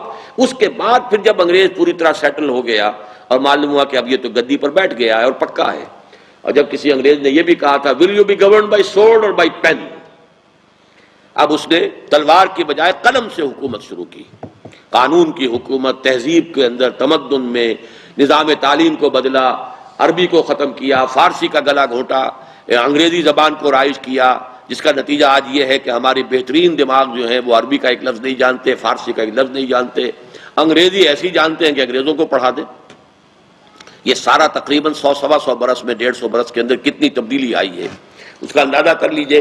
لیکن رجوع الی القرآن چونکہ اس کتاب کا موضوع ہے، اس کے حوالے سے سمجھ لیجئے کہ وہ کام جو شاہ ولی اللہ سے شروع ہوا، پھر پچھلی صدی کے آغاز تک چلا، درمیان میں وقفہ آیا، پھر جو ہے پچھلی صدی کے آخری حصے میں آ کر دوبارہ شروع ہوا، لیکن پوری شدت کو پہنچا ہے اس صدی کے آغاز میں، 20ویں صدی کے آغاز میں۔ رجوع الی القرآن کے اس عمل کا جائزہ لیتے ہوئے یہ عمل پیش نظر رہنا ضروری ہے کہ آغاز کار میں اس میں ان گروہوں نے بھی حصہ لیا جو بعد میں انتہائی غلط راہوں پر چل نکلے اور ضلوا و اضلوا کا مصداق کامل بن گئے، خود بھی گمراہ ہوئے، دوسروں کو بھی گمراہ کیا۔ مثلا خود غلام احمد قادیانی، اس نے بھی قرآن کی طرف بہت توجہ دلائی۔ قمر ہے چاند اوروں کا، ہمارا چاند قرآن ہے، یہ مصرع غلام احمد قادیانی کا ہے۔ قمر ہے چاند اوروں کا، ہمارا چاند قرآن ہے۔ اور اے بے خبر بخدمت قرآن کمر بے بند زاں پیشتر کہ بانگ برایت فلاں نہ مان، اے بے خبر قرآن مجید کی خدمت کے لیے کمر کس لے، اس سے پہلے کہ یہ آوازہ بلند ہو کہ فلاں شخص ختم ہو گیا، تیری موت ہی واقع ہو جائے، پھر کیا کرے گا۔ یہ نعرے لگائے ہیں اس نے غلام احمد قادیانی نے، لیکن یہ کہ بدبخت انسان خود بھی گمراہ ہوا، دوسروں کو بھی گمراہ کر گیا۔ اسی طرح منکرین سنت، منکرین حدیث، انہوں نے بھی قرآن کی طرف متوجہ کیا، لیکن اس کا نیگیٹو ایسپیکٹ یہ کہ حدیث سے اور سنت سے اور علماء جو ہیں اور اسلاف کے ساتھ کاٹ دیا۔ تو یہ دونوں گروہ جو ہیں نہایت گمراہ ہیں، نہایت یہ سمجھیے کہ گمراہ کن ہیں، لیکن انہوں نے بھی شروع میں قرآن کی طرف متوجہ کرنے کا کام کیا ہے۔ اس لیے یہ جو ایک جملہ ہے یہ بہت اہم ہے، اس کو اچھی طرح نوٹ کر لیجئے۔ رجوع الی القرآن کے اس عمل کا جائزہ لیتے ہوئے یہ امر پیش نظر رہنا ضروری ہے کہ آغاز کار میں اس میں ان گروہوں نے بھی حصہ لیا جو بعد میں انتہائی غلط راہوں پر چل نکلے اور ضلوا و اضلوا کا مصداق کامل بن گئے۔ ان میں وہ بھی ہیں جو ضلوا ضلالا بعیدا کی اس حد کو پہنچ گئے کہ امت کو مجبوراً ان کا تعلق اپنے سے منقطع کرنا پڑا، جیسے قادیانی، اور وہ بھی جن کی یا تو گمراہی اس درجے کی نہ تھی یا اہمیت اتنی نہ تھی کہ یہ انتہائی قدم اٹھایا جاتا، جیسے چکڑالوی اور پرویزی۔ تاہم چونکہ انہوں نے بھی قرآن حکیم کی جانب ارتکاز توجہ کے عمل میں صحیح یا غلط طور پر کچھ حصہ لیا ہے، لہذا ان کا ذکر کیا جا رہا ہے، اسے کسی بھی درجے میں ان کی تائید کے مترادف نہ سمجھا جائے۔ یعنی یہ کہ ڈی فیکٹو ایک پوزیشن ہے کہ انہوں نے بھی کچھ لوگوں کو قرآن مجید کے پڑھنے کی طرف جو ہے وہ راجع کیا ہے، رجوع ادھر کیا ہے ان کا، لیکن یہ کہ بہرحال پھر وہ اس کو گمراہی کی طرف لے گئے۔ ایسا ایک شخص ہے جو آج کل کراچی کے اندر کام کر رہا ہے، کیا نام ہے اس کا؟ شیخ محمد شیخ، وہ بھی انگریزی زبان اچھی بولتا ہے اور خاصا اس نے حلقہ کریٹ کر لیا ہے اپنا، لیکن وہ سنت سے اور سارا اسلاف سے اور سارا جو فہم قرآن کا ہمارا پرانا ذخیرہ سب سے بری طریقے سے کاٹ رہا ہے لوگوں کو، اور نوجوانوں میں ہر دل عزیز ہوتا چلا جا رہا ہے۔ تو غلام احمد قادیانی کے اثرات کہاں تک پہنچے تھے تو آپ کو معلوم ہے، غلام احمد پرویز کے کہاں تک پہنچے اس کا تو آپ کو اندازہ ہی نہیں ہو سکتا۔ غلام احمد قادیانی جو ہے ایک ہی شخص ہے کہ جو انٹرنیشنل کورٹ آف جسٹس تک پہنچا ہے اور وہ بھی قادیانی تھا، ایک ہی شخص ہے جو سائنس کے میدان میں چلیے پورا نوبل پرائز نہ ملا لیکن کسی درجے میں نوبل پرائز کے اندر حصے دار بنا ہے، وہ بھی قادیانی۔ تو یہ جو تحریکیں ہیں ان کا پس منظر سمجھنے کی ضرورت ہے، کہاں سے ابھری پھر غلط رستے پر پڑ گئی۔ سب سے پہلے تو اندازہ کرنا چاہیے کہ گزشتہ صدی کے ربع آخر اور موجودہ صدی کے ربع اول میں ترجمہ و تفسیر قرآن کے ذیل میں بر صغیر پاک و ہند میں کس قدر کام ہوا ہے۔ اٹس امیزنگ، ذرا نوٹ کیجئے، یہ صرف فہرست ہے۔ سب سے پہلے سر سید احمد خان مرحوم نے 1875 میں اپنے ہفت روزہ اخبار تہذیب الاخلاق میں تفسیر قرآن کا سلسلہ شروع کیا، جو 11 سال میں 15 پاروں تک پہنچ کر رک گیا۔ 1903 میں ڈپٹی نذیر احمد صاحب کا ترجمہ شائع ہوا، 1906 میں مرزا حیرت دہلوی کا ترجمہ شائع ہوا، 1910 میں مولوی فتح محمد جالندری کا ترجمہ شائع ہوا، 1905 میں مولوی عبداللہ چکڑالوی کی تفسیر شائع ہوئی، 1911 میں مرزا ابو الفضل ایرانی شیعہ نے انگریزی میں ترجمہ کیا، اس کو دیکھ کر نواب عماد الملک بلگرامی نے اس سے بہتر ترجمہ شروع کیا، لیکن 16 پاروں تک ہی پہنچ پائے تھے کہ فوت ہو گئے، لہذا یہ نامکمل رہ گیا اور شائع نہ ہو سکا۔ 1906 میں مولانا اشرف علی تھانوی نے تفسیر بیان القرآن لکھنی شروع کی، جو 1915 میں مکمل ہوئی۔ 1920 کے لگ بھگ حضرت شیخ الہند مولانا محمود حسن دیوبندی کا ترجمہ ما مختصر حواشی شائع ہوا۔ حواشی سورۃ النساء تک حضرت شیخ الہند کے ہیں اور باقی مولانا شبیر احمد عثمانی کے۔ 1917 میں محمد علی لاہوری کا انگریزی ترجمہ قرآن ما مختصر حواشی شائع ہوا اور اسے اس قدر شہرت حاصل ہوئی کہ 1920 تک کل 3 برس میں اس کے 30,000 نسخے فروخت ہو گئے۔ English translation. مولوی محمد علی لاہوری جو قادیانی تھا، لیکن پھر یہ کہ قادیانیوں سے علیحدہ ہو کر اس نے لاہوری سیکٹ قائم کیا۔ یہ مرزا غلام احمد قادیانی کا پہلا جو خلیفہ تھا نور الدین حکیم نور الدین، وہ تو متفق علیہ تھا۔ دوسرا خلیفہ جو منتخب کیا گیا وہ یہ تھا مولوی محمد علی لاہوری، لیکن غلام احمد قادیانی کے بیٹے بشیر الدین محمود احمد نے خلاف بغاوت کر دی، اور چونکہ وہ بیٹا تھا اس کو باپ کے ساتھ نسبت زیادہ تھی، لہذا قادیانیوں کی مین باڈی نے اس کا ساتھ دیا تو وہ تو ہو گیا قادیانی۔ یہ پھر وہاں سے منتقل ہو کر لاہور آ گئے، یہاں انہوں نے اپنی لاہوری جماعت شروع کی تو یہ لاہوری فرقہ شروع ہو گیا، یہ قادیانیت کے 2 حصے بن گئے۔ پھر وہ قادیانی منتقل ہو کر ربوہ میں پہنچ گئے۔ اب ہمارے ہاں ربوائی قادیانی ہے اور لاہوری قادیانی ہے، تو یہ ہے گویا کہ ان کی تاریخ۔ ان میں یہ ہے مولوی محمد علی لاہوری جو لاہوری جماعت کا بانی ہے، اور ویسے یہ کہ غلام احمد قادیانی کا یہ خلیفہ نمبر 2 منتخب ہوا تھا، لیکن اس کے خلاف بغاوت کی غلام احمد قادیانی کے بیٹے بشیر الدین محمود احمد نے، نتیجتاً اسے اس جماعت سے نکل کر اپنی جماعت علیحدہ بنانی پڑی۔ لیکن اندازہ کیجئے کہ اس کے 30,000 نسخے 3 سال میں فروخت ہوئے۔ 1922 میں مولوی محمد علی لاہوری کی اردو تفسیر شائع ہوئی اور اس کا نام بھی بیان القرآن ہے۔ ظاہر ہے کہ یہ فہرست کسی طرح بھی مکمل نہیں کہلا سکتی، تاہم اس سے بخوبی اندازہ ہو جاتا ہے کہ قرآن مجید کے ساتھ اعتناء و التفات کا ایک سلسلہ گزشتہ صدی کے اواخر سے شروع ہو گیا تھا، اور اس صدی کے ربع اول کے ختم ہونے تک خاصی دلچسپی مسلمانان ہند کو قرآن حکیم اور اس کے علوم و معارف کے ساتھ پیدا ہو چکی تھی۔